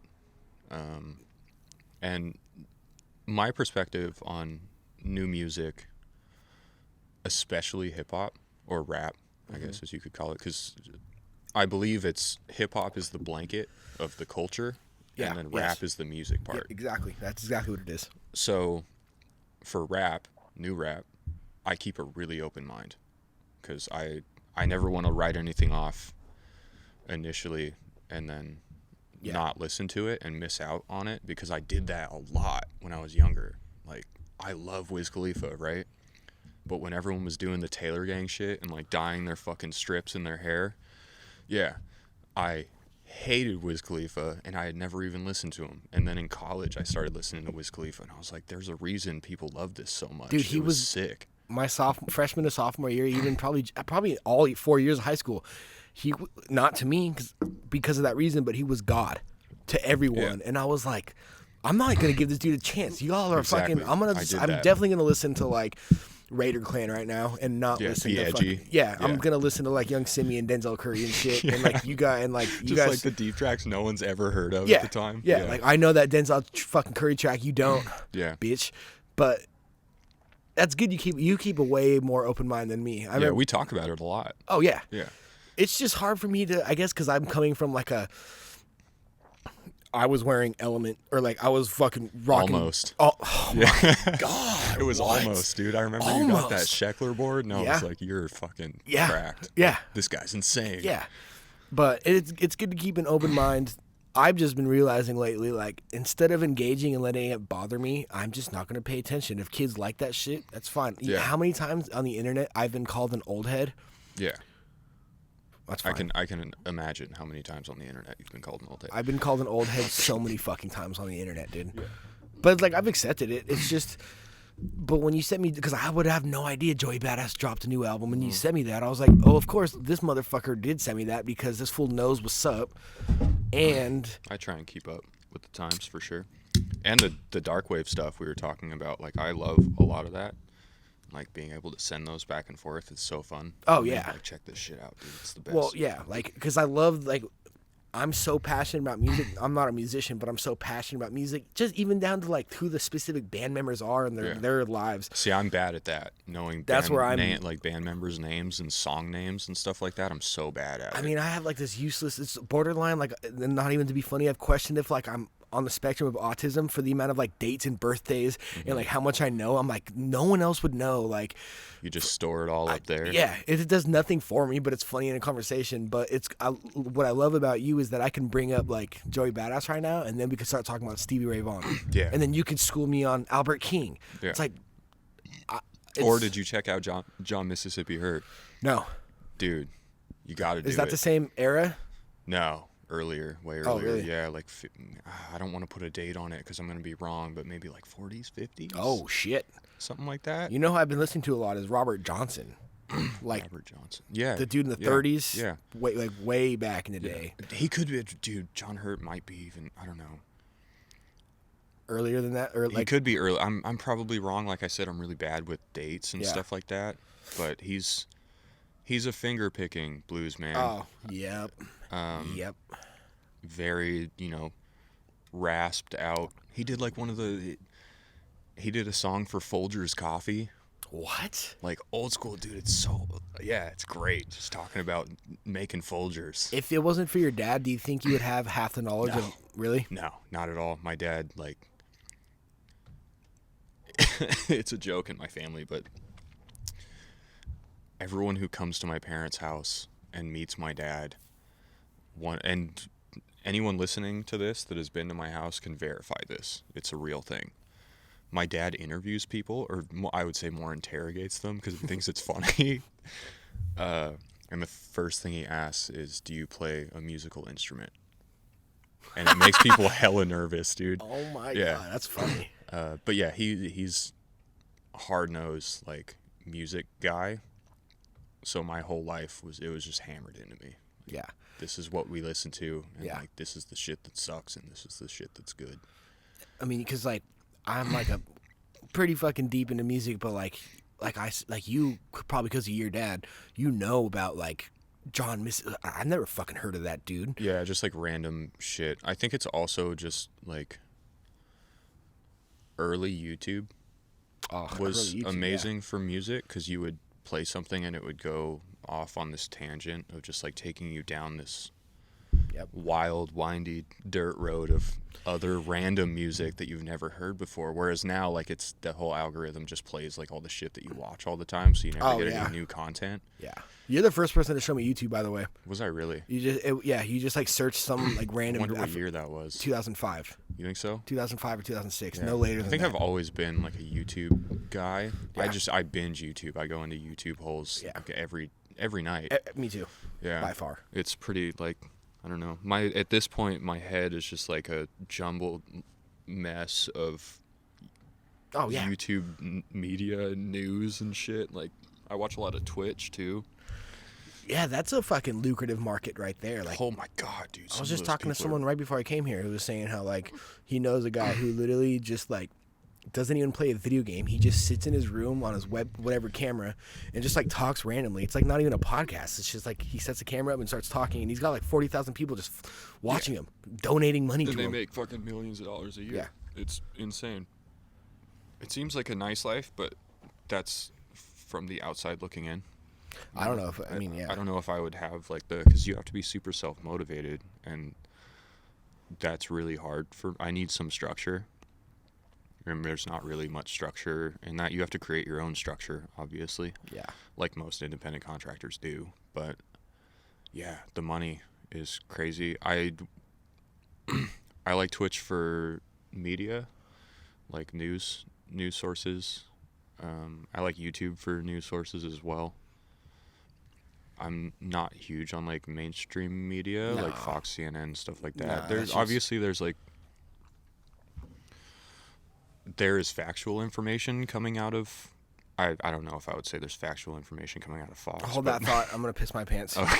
Okay, that was a much-needed piss break. Yeah, Jesus. It happens, dude. You got to drain the main vein, you know what I mean? Drain the main vein. Why have I never heard that before? That's amazing. Man, you know what another one is that's really good? Is that I love, and I'm going to light another one of these while I say it. Typically, I don't smoke this much, but this podcast is making me... Yeah. I'm pumped. Yeah. You know? No, right? Exactly. Yeah. My dad and his father before him, because my dad was a smoker for a long time before they had me. Yeah. His dad before him would say something when he would see him go smoke. It's a fire at one end and a fool at the other. That's amazing. Poetry. That's amazing. That's beautiful. I feel like Tom Waits said that. Yeah. Great. It's funny because as a, not that you're some outgoing, like, look at me, but you talk a lot and to people, you have a lot of friends, like a big social group. Before this, and even when you text me, but right before you started, you're like, I'm nervous. Yeah, I was. And I told nervous, you dude. this is exactly what was gonna happen. Yeah. Is like, it's just when people, because like my mom, I'm supposed to do one with my mom next week, and she's like, was like not having. I'm not gonna put her on blast, but she was like, she's been tripping. Yeah. About, because it's funny, like, I guess being on camera and putting yourself out there is gnarly, but it's also like how you come across, or like, I'm gonna sound stupid. I don't know if it's my personal skill, not to boost my own fucking ego, but like I always just try to make it like as casual as possible to talk to someone, because what I think about podcasts is so beautiful is like, we were just talking about Fox and CNN and mainstream media, which is garbage, and it's really agenda based. It's pretty biased. Exactly. It's like podcasts are what I love listening to, even more than music now, because I feel less alone, and I feel like I'm getting reality fed to me, even if it's two comedians talking shit drunk to each other, like having fun. It's just like natural. Like when people listen to my podcast, I'm not, unless I'm interviewing some fucking high-end scholar or like some old person who has a lot of fucking life lessons. I just want you to like feel welcomed and not alone when I do these podcasts and you listen, because that's what I want. When I listen to podcasts, I want to feel like not in my thoughts right now. I'd much rather feel like a fly on the wall in the room listening to you guys. I know for me personally, like I will put a podcast on. I mean, the biggest one is when I'm driving or like on a longer drive, or if I've been tattooing all day and all we've been listening to is music. Like I'm tired of listening to music. I need something else while I'm driving home just to decompress. But I'll also put it on when I'm having like anxiety days or something like that, and they do help because it kind of takes you into another world where you're like gaining different perspectives, and you might even find some like helpful hints on how to like deal with your emotions or anxiety, because some of these people touch on really like substantial topics. Okay, so yes, because today when I was driving here, it was fucking 2.5 hours, and I was listening to music, and it was not helping. And like music is a healer and it's a medicine for sure, but I was like I don't know what to listen to right now. Do I want to listen to house music? Do I want to listen to fucking Alice in Chains? Do I want to listen to Pantera? Do I want to listen to fucking this new rap song? I don't know. Yeah. I'm going to just, and then I listened to Mark Normand, the comedian. Yeah. And not super familiar, but I know the name. You would love that. He's so funny. You've sent me some Mark Normand stuff. Yeah. Shane Gillis is definitely the best that you sent me. I've watched, I'm so happy when I showed you that, and the response that you gave me, I was like, thank you, because I'm telling you, like when I watched it, I've watched it probably 20 times. Yeah. And I've laughed every single fucking time. I've watched it with people so many fucking times now. Like I sent it to Stan. He loved it. Thought it was hilarious. I watched it with my dad. Like he thought it was funny. Yeah. My mom thought it was hilarious. Fox News dad. He's cool. Fox News mom. Smokes in the house. Smokes in the house, dude. Yeah. Shane Gillis is funny. It's so good. But that's why. So do podcast listening? Are you a podcast listener? I listen to mainly tattoo podcasts. Oh, there is. I've never even thought of that. Dude, there's tattoo some podcasts. Of them are so funny. Dip and Rip is one that is like, those guys are hilarious. Does it make you feel like what I was just saying, like you could say more occupied, not into your head so much, but like it makes me literally feel like less alone when I'm listening, especially on drives. Yeah. I'm like, it's just like a funny conversation. I'm not involved in the conversation, but it takes my mind off a lot. Sometimes I'll listen to like Andrew Scholl's podcast. Oh, Flagrant? Yeah, Flagrant. And that is kind of one of those things where it's like if I'm just trying to like disassociate, you can listen to them like just talk shit or like talk about some random bullshit that you don't even really care about. Yeah, and it's like, but it's got like humor. Yeah. And it makes you kind of like. Yeah. Well, I think staying away from like I'm not political, and I never have hoped, and I've never thought of this as because I always say, if I'm not educated on something, I try not to talk about it. Yeah. But a lot of I know some people that are super deep into politics and I'm just like, that's dangerous to be so enamored and so like stuck on like a certain side, and just any side of just politics, where it's like, tune out, man. Like just listen to something more relaxing, even if it's like I don't know. It just makes me. Yeah, I think for me, like, my political journey has been a little bit different. What the hell is that? You hear that? No. That's wild. There's something going on. Oh my God. And I have headphones on, so I can hear like more. Oh yeah, okay. Anyway, during 2020, with everything going on, I got super involved. And like, I was never political before that. I had never voted.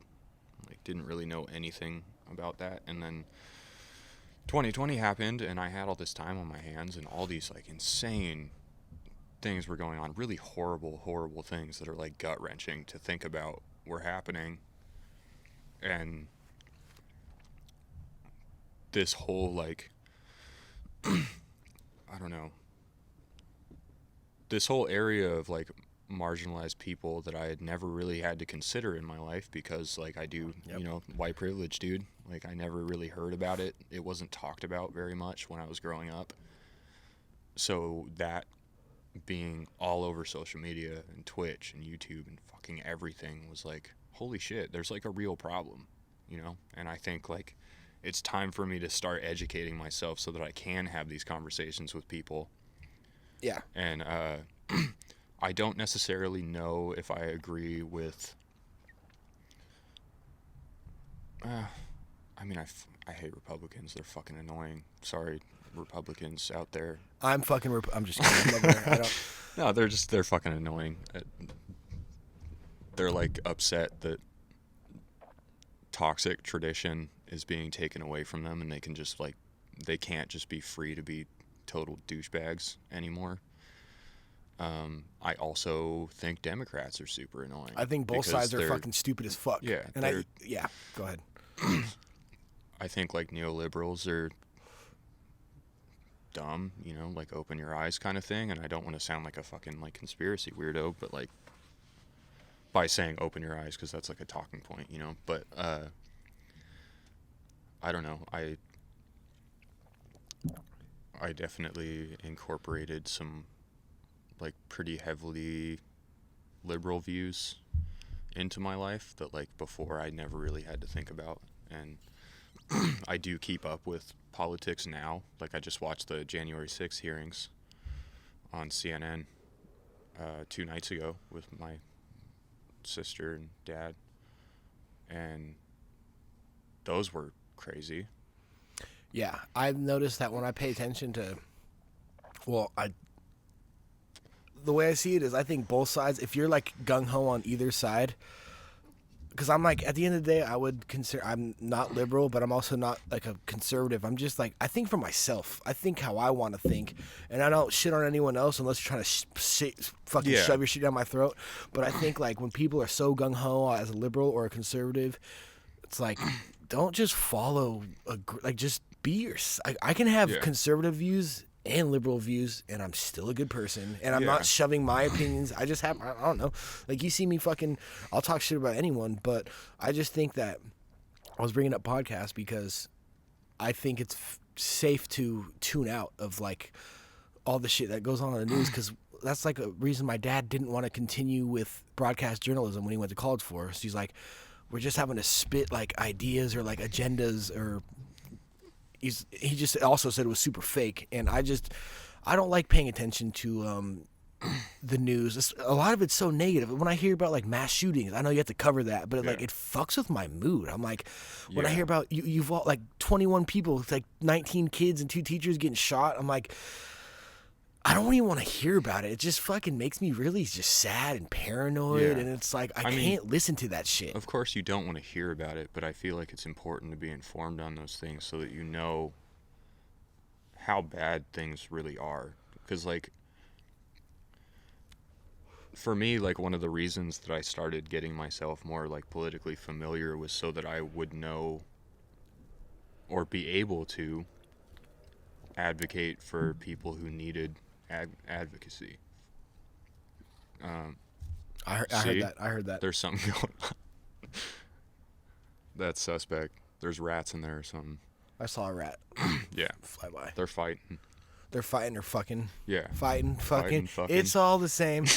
Living with fucking Bowie and Max, and the only way to stay sane. Max, just kidding, dude. R.I.P. Max, R.I.P. Jenny. So yeah. Anyway, I feel that it's important to like have the ability or the knowledge to have a voice, and stand up for people who need it, because there are a lot of people who do need other people who have more privilege to have a voice to put on for them and like help them get their voices out there, because they've been ignored for so long that it's like, I don't know, I'm talking about like women, marginalized communities, stuff like that.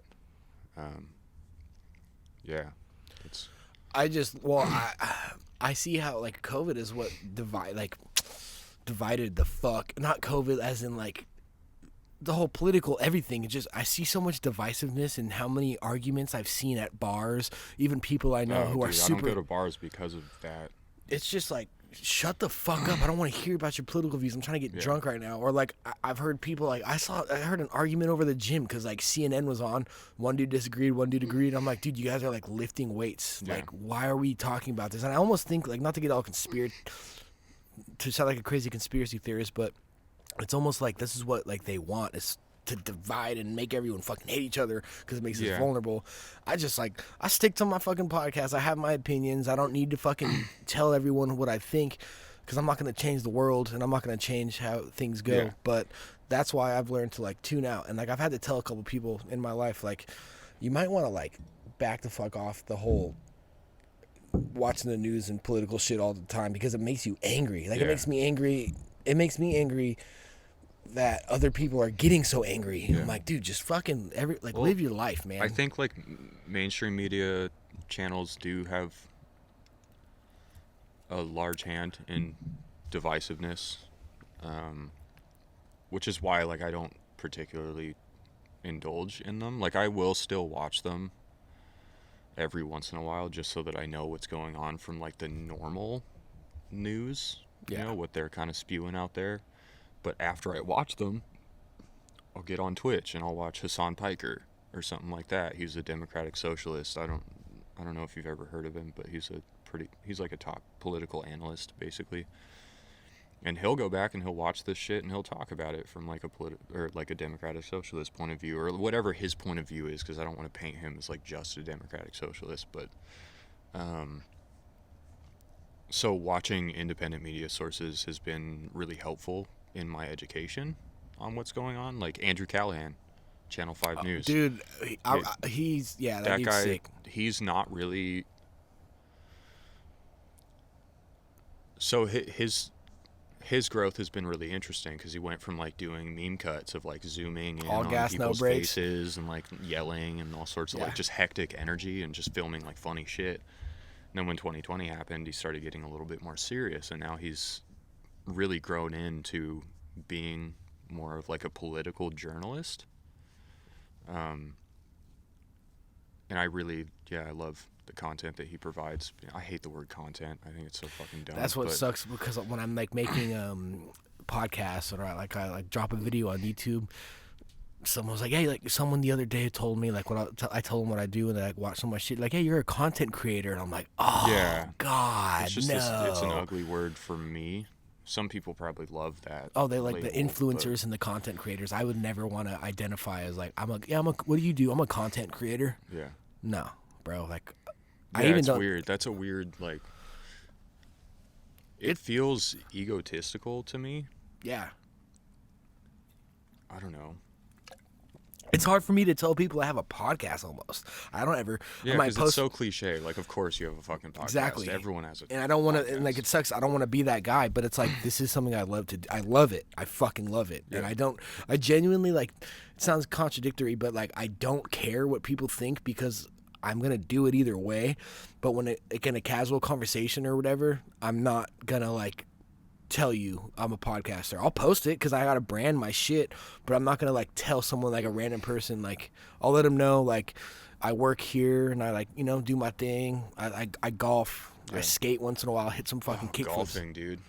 Oh yeah, dude, you're golfing now, bro. What's up? It's amazing. It's Dude. the best. I mean, I grew up golfing, like, loosely. Yeah. You know, I'd go with my dad or my uncles and stuff like that. My cousins all golf. It's kind of big in my family, my dad's side of the family.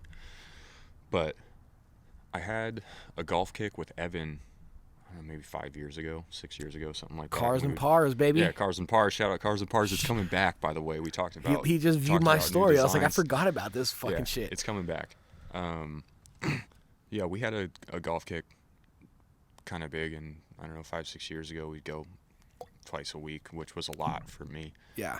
And now it's kind of coming back again, not with Evan necessarily. I haven't been with Evan yet, but some of the other dudes that, you know, Rob and Jake and Jeremy and some of the other dudes I'm friends with have been getting back into it. So it's been like, yeah, it's so, like, it's such a meditation to go out. Dude. When you're out on a golf course, you, like, literally the world disappears. Dude. It's crazy. It's like a 4-hour like journey of just like being on this giant fucking field. It's so ironic that it's a meditation because that sport will make you hate yourself so fast. I broke a club recently. Yeah. Not on accident. Yeah. Fuck this game. It will make you super like self-deprecating and frustrated. Do you party out there? By party, have a couple of drinks? I never have just a couple of drinks. No, I haven't like gotten hammered on a golf course. Okay, well you will soon. All right. And I'm gonna tell you right now, it sounds fun on paper. No, it sounds awful. I'm a competitive motherfucker. When I go on the golf course, you're not my fucking friend, Michael. Mm-hmm. I don't like you. All right. Obviously, I'm not like talking shit, but like I'm out there like I'm trying to win. I want to let everyone know that like I'm the man. Yeah. By the 7th hole, I'm wasted. No. Dude. I take out my putter on the fucking tee box, dude. I'm like, yeah, dude, I fucking hate this game. Yeah. But I'm really happy when I saw you golfing like a couple of months ago.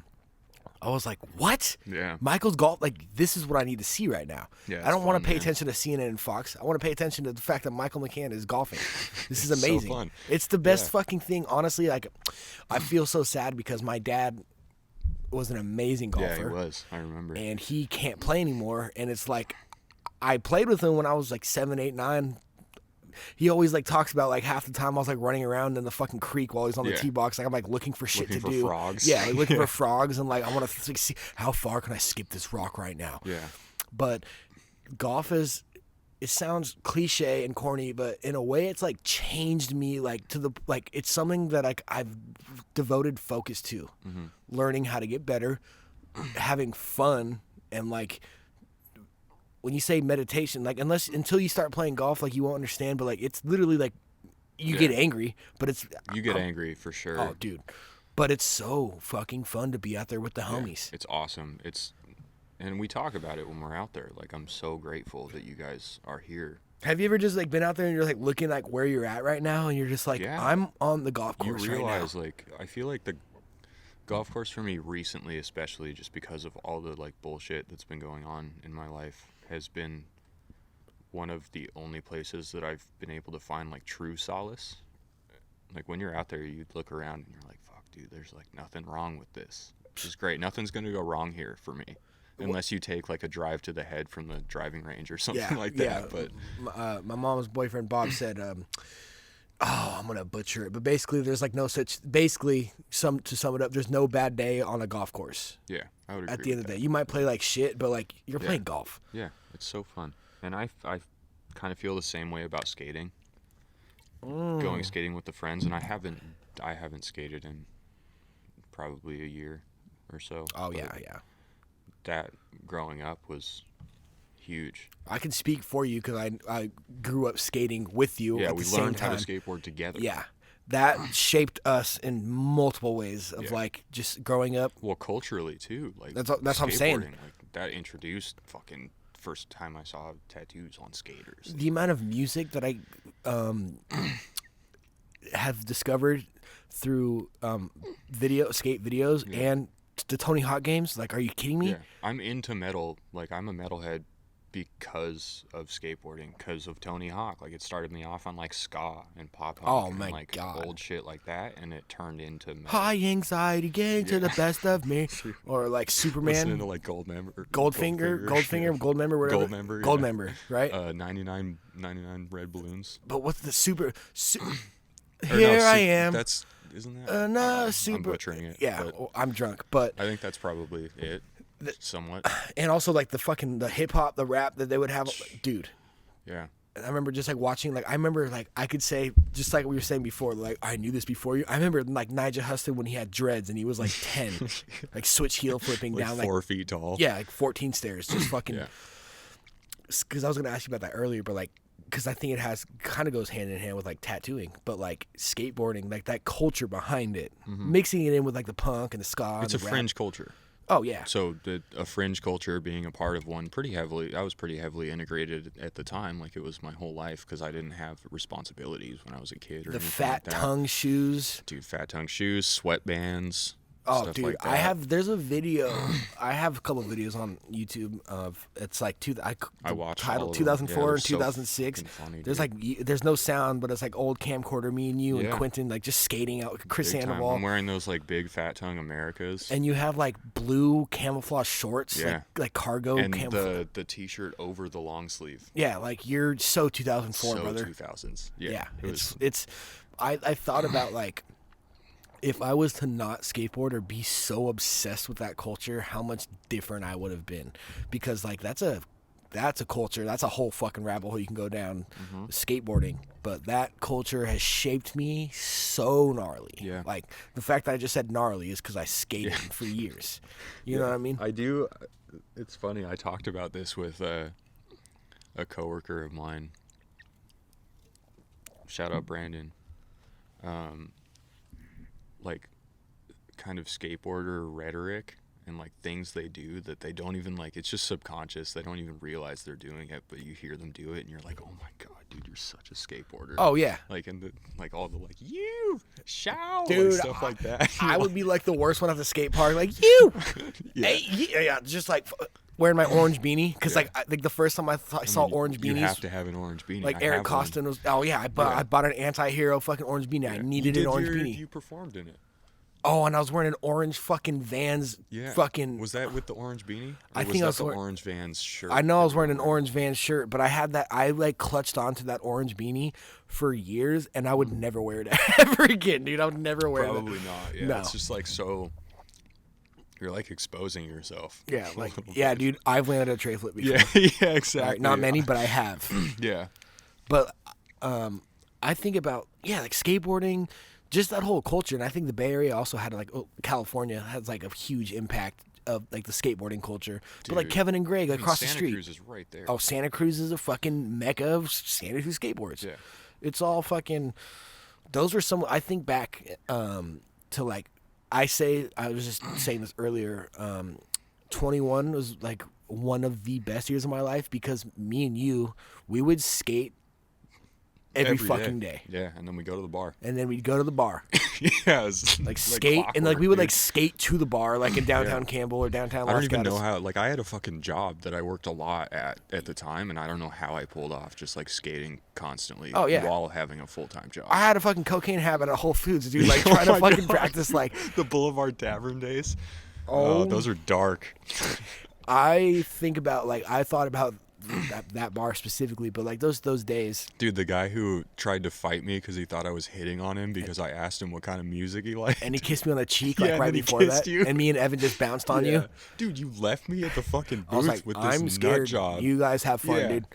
Yeah, no. That dude was on one. I thought he was gonna jump over the table at me. I would not want to fight that guy. No, I would not. He was like sketch. a touring metal artist or something. He looked like he's played hockey. Hair. Yeah, looked like a hockey player. Do you frequent bars anymore at all? No, fuck no, dude. I hate bars. Okay. I think they're a plague. Why?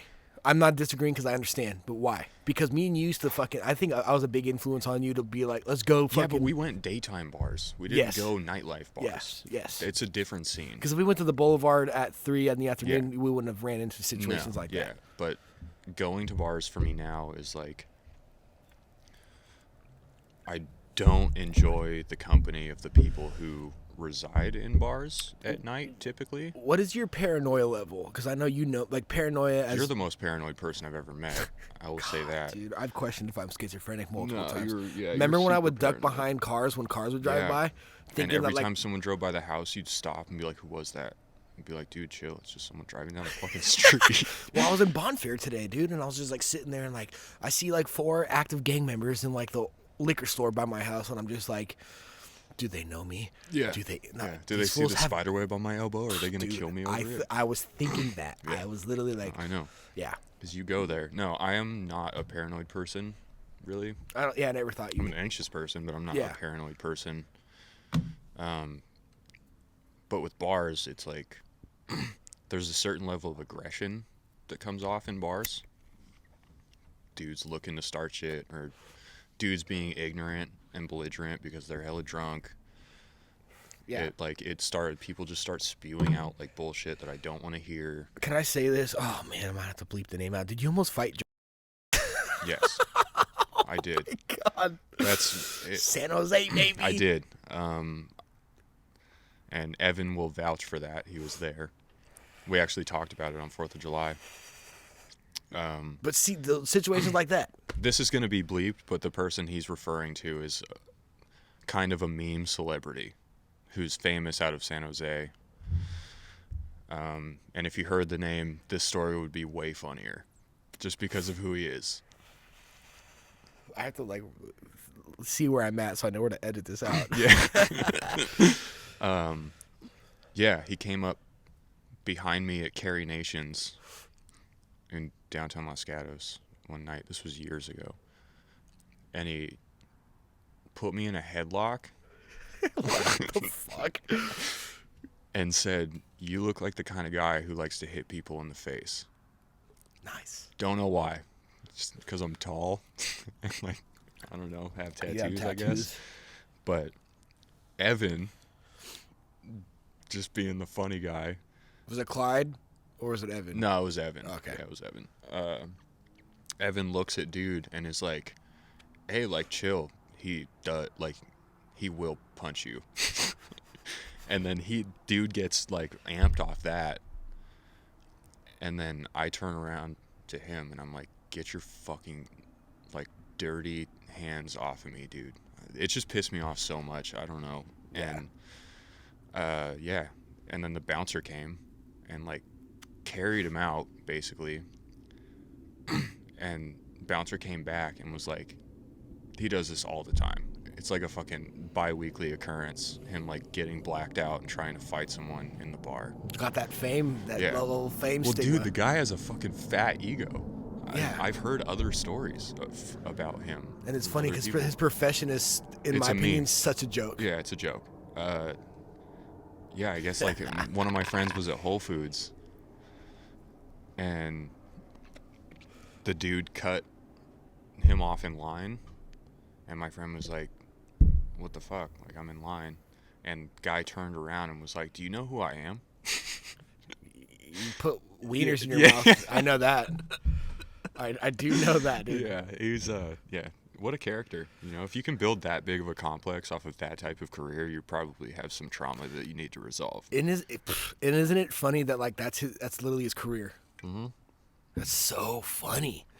Yeah, gives me hope. It's great. You know what I mean? Like if you can do that, I can fucking be a goddamn podcaster. Yeah. But yeah, like about bars, you know me, like I went through my fat party stage, like being that 21-year-old, like hanging out with like 50-year-old biker dudes. Yeah, I did. You went through it like weird. You're like, no, I've never met anybody who's like, my idea of a good time is going to the neighborhood dive where everyone's 60. Yeah, and just like chopping it up with like ladies, like, "I love you."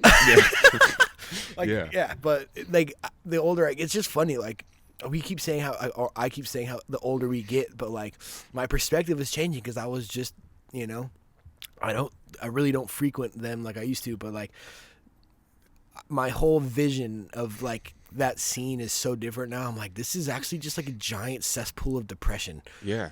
It's a lot of sad people or really angry people, and not everyone, obviously, who's in bars. Some people just are going to have a good time, but a lot of people, like, people who binge all crazy in public and stuff like that shit's so cringy to me.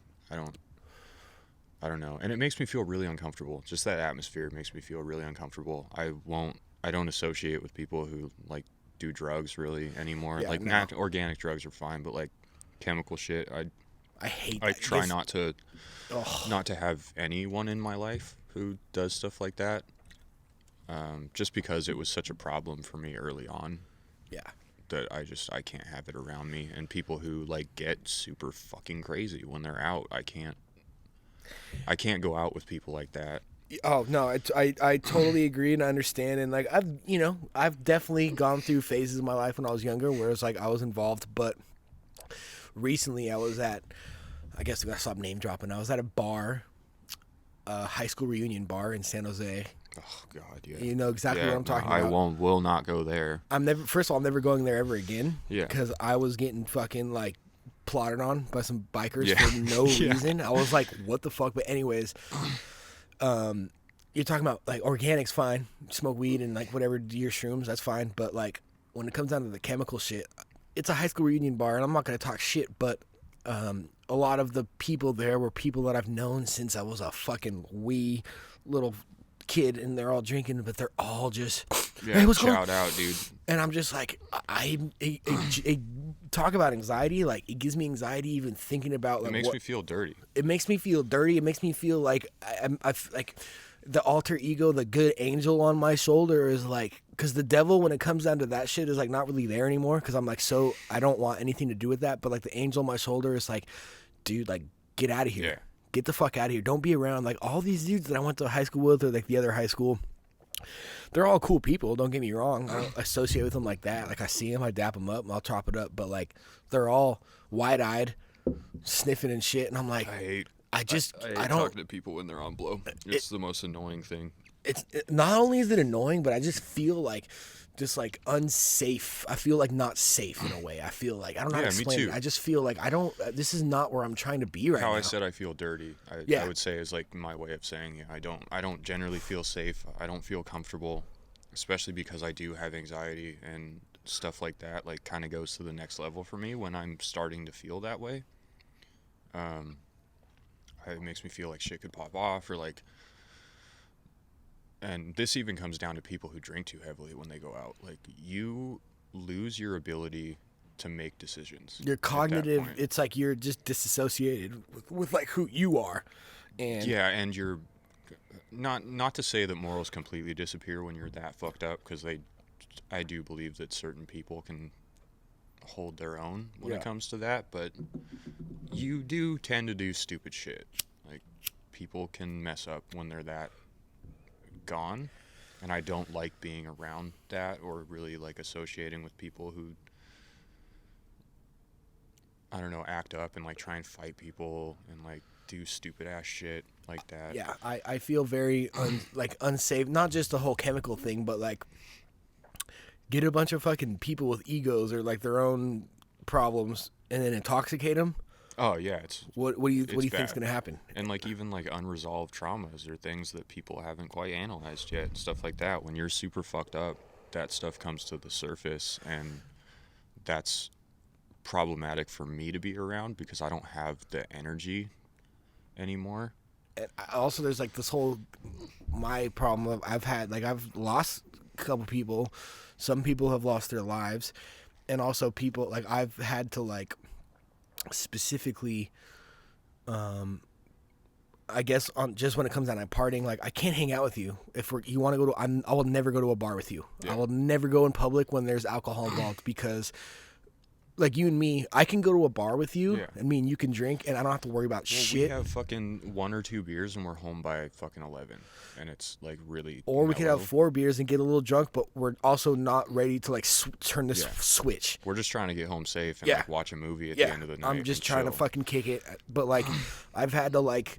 There's certain people, still to this day that I know that's like I can't go out with. Like I have a homie who's like the other day, like where I'm at, like.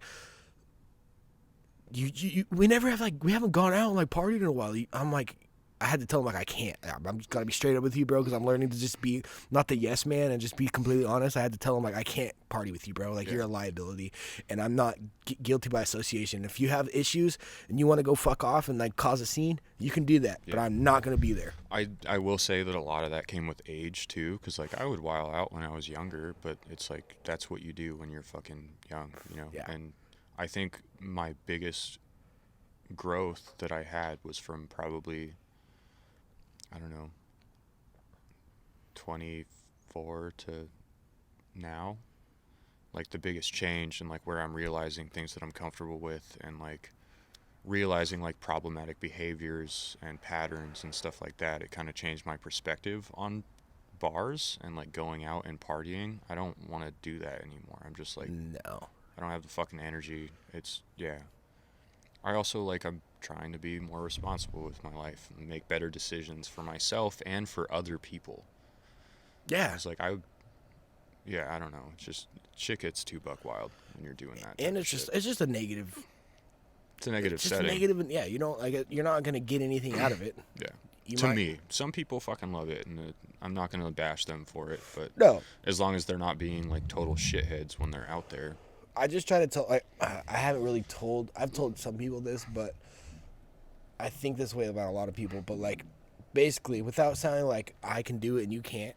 If you can't hang, and if you can't, like, if you turn into, like, maybe you should just not party. Yeah, I mean, and that's what you and Scott talked about on the last episode. Was like, oh shit, I don't even remember. Yeah, because I was partying. If you can't hang or stay conscious of your actions while you're partying, shouldn't be doing it. It's just some people just shouldn't heavily drink. No, it's just some people fucking are totally ignorant and forget about all of their values and morals when they're drinking because they have past trauma maybe that is like not dug up or something like that makes them turn into these like little monsters. And once that switch goes off, because I've seen it within like 2 drinks. I've seen someone, like a couple people in specific, obviously won't name drop them, but like 2 drinks in and you can already see, I'm like, oh dude, come on, bro. We're just here to party and have fun and just and then they proceed chill. to drink until you have to carry them to the fucking car and it becomes a burden on everyone else who's there. Or they're just like, what's up, bro? You want to fight? I'm like, dude, no, bro. Yeah, it's a problem. I've been scared of getting my ass beat in situations because someone is acting a fool. I have to pee so bad again, dude. I do too. Okay. Yeah, let's do it. That was the last piss break of the night. This is the longest podcast I've ever done. This was fucking... Does it feel... after being nervous and then like jumping into it, it feels it's like we were saying earlier, it's like a therapy. It's not therapeutic. It is, but it's like it's. I would compare it to any other thing that's hard to do, and once you're there, it's fine. Like going to the gym, getting on a roller coaster, stuff like that. Like you're nervous, maybe Comfort zone stuff like that. Yeah, you're out of your comfort zone. You have to work to get there. Yeah. And then once you're there, you can find that comfort, and I don't know. Then it becomes sort of therapeutic. Like getting on a roller coaster or going to the gym can be. I had a really great time. It's fucking really fun. I had kind of a bad day, so this was a really good wind down from that. And for everyone listening, I appreciate you. Yeah. All that stuff. Anyone supporting me or my brother Oscar here. Yeah. Thank you. I don't want to cry on camera, but yeah, man, it was it's good to it's also, I've said this before, but it's also good to, like, I look at these as like not documenting, but like documenting shit. I could look back on this in 10, 15 years and like look, I'm like, damn, this was crazy, like the shit that was on our minds, what we're going through at the time. And yeah, now it's wild, like, right? It's like a landmark. Yeah, no, it's a fucking timestamp. Just like tattoos. Like when I look at my tattoos, I was saying earlier, like I remember these times. Like people like, what do your tattoos mean or blah blah. It's like, you know what? They're just timestamps in my life. I think that's how they should. That's how they are, and that's how they will always be for me. Yeah. Like. Oh, yep. Yeah, when I first started getting tattooed, everything. I got like 3 tattoos that had meaning, and then after that, it was like I'm just trying to get blasted. But yeah, when I first started getting tattoos, I tried to be super, again, I'll use the term fake deep about them. because I was a stupid fucking kid and I didn't know anything. I was like, oh, this is so like Tumblr, you know? Oh my God. I have one tattoo that means something to me, and it's the worst tattoo I have. It's on my leg. The fucking ghost dog. Neil still talks like the ghost dog, Jenny, dude. Oh my God. She looks even deader than she already is, dude. That tattoo is fucking gone. I think that's why it's awesome. I love it. I think that's why so it's funny. Fucking. God. When you get other tattoos around it, it's gonna look even more funny. Yeah, it's gonna. Yeah, it is cool to like, just like podcasting. You can compare it to tattoos. Like, I love timestamps. I love because I've been journaling too, and I look back. I was like writing some shit in my journal like in 2019, like pre-COVID, dark shit. And then I think like I was talking to Neil about this, like, because he said he's journaling like. Oh, is he really? That's yeah. Good. Yeah. He was saying, and we were both saying how you read what you were going through like a couple years ago or even a couple months ago, and you're like, damn, like I was going through that and I got through it. So this is good that I wrote it down. I can go back and look at it and be like, now I know next time I'm feeling some sort of way. I remember that I wrote that in my journal a couple years ago and I obviously got past it. Yeah. So I love timestamps and eras, like when I bring up being 21, you were 22, like going to camp. It's just like fun. And we have the receipts. We have all the photos we can look back on and be like, wow, look how far we've come from being this person. Yeah. It's a fucking, and that's why, like this podcast, when you watch it down the fucking line years from now, and you can, after you even, like, after this, we're going to mature throughout the years. Yeah. The idea is constant progress, right? Yeah. It might not be like a reality necessarily for some people, but constant progress is the idea and the goal. And having something to look back on makes it all the more special. Couldn't have said it better. Well, you know what, dude? I fucking appreciate you. Yeah. I fucking love you, dog. Love you too. And this was, I'm glad that this was a very, very, very good fucking episode, dude. I like this one. This was fun. This was really fun. Like I said, I was nervous, but this ended up being a really fun time. And it's amazing how when you're talking about yourself, it kind of can allow you to reflect a bit, like subconsciously. Yep. It's all yeah, I like it. Looking back, I don't know, it's very cool, and I'm glad that the nerves went away, because it's just all natural, and that's why, just documenting shit, it's awesome. Yeah, it's amazing. And well, brother. All right, man. Fucking appreciate you, brother. This is the biggest table alive. I know. All right, thank you, everybody. Appreciate it. Signing off. Thank you.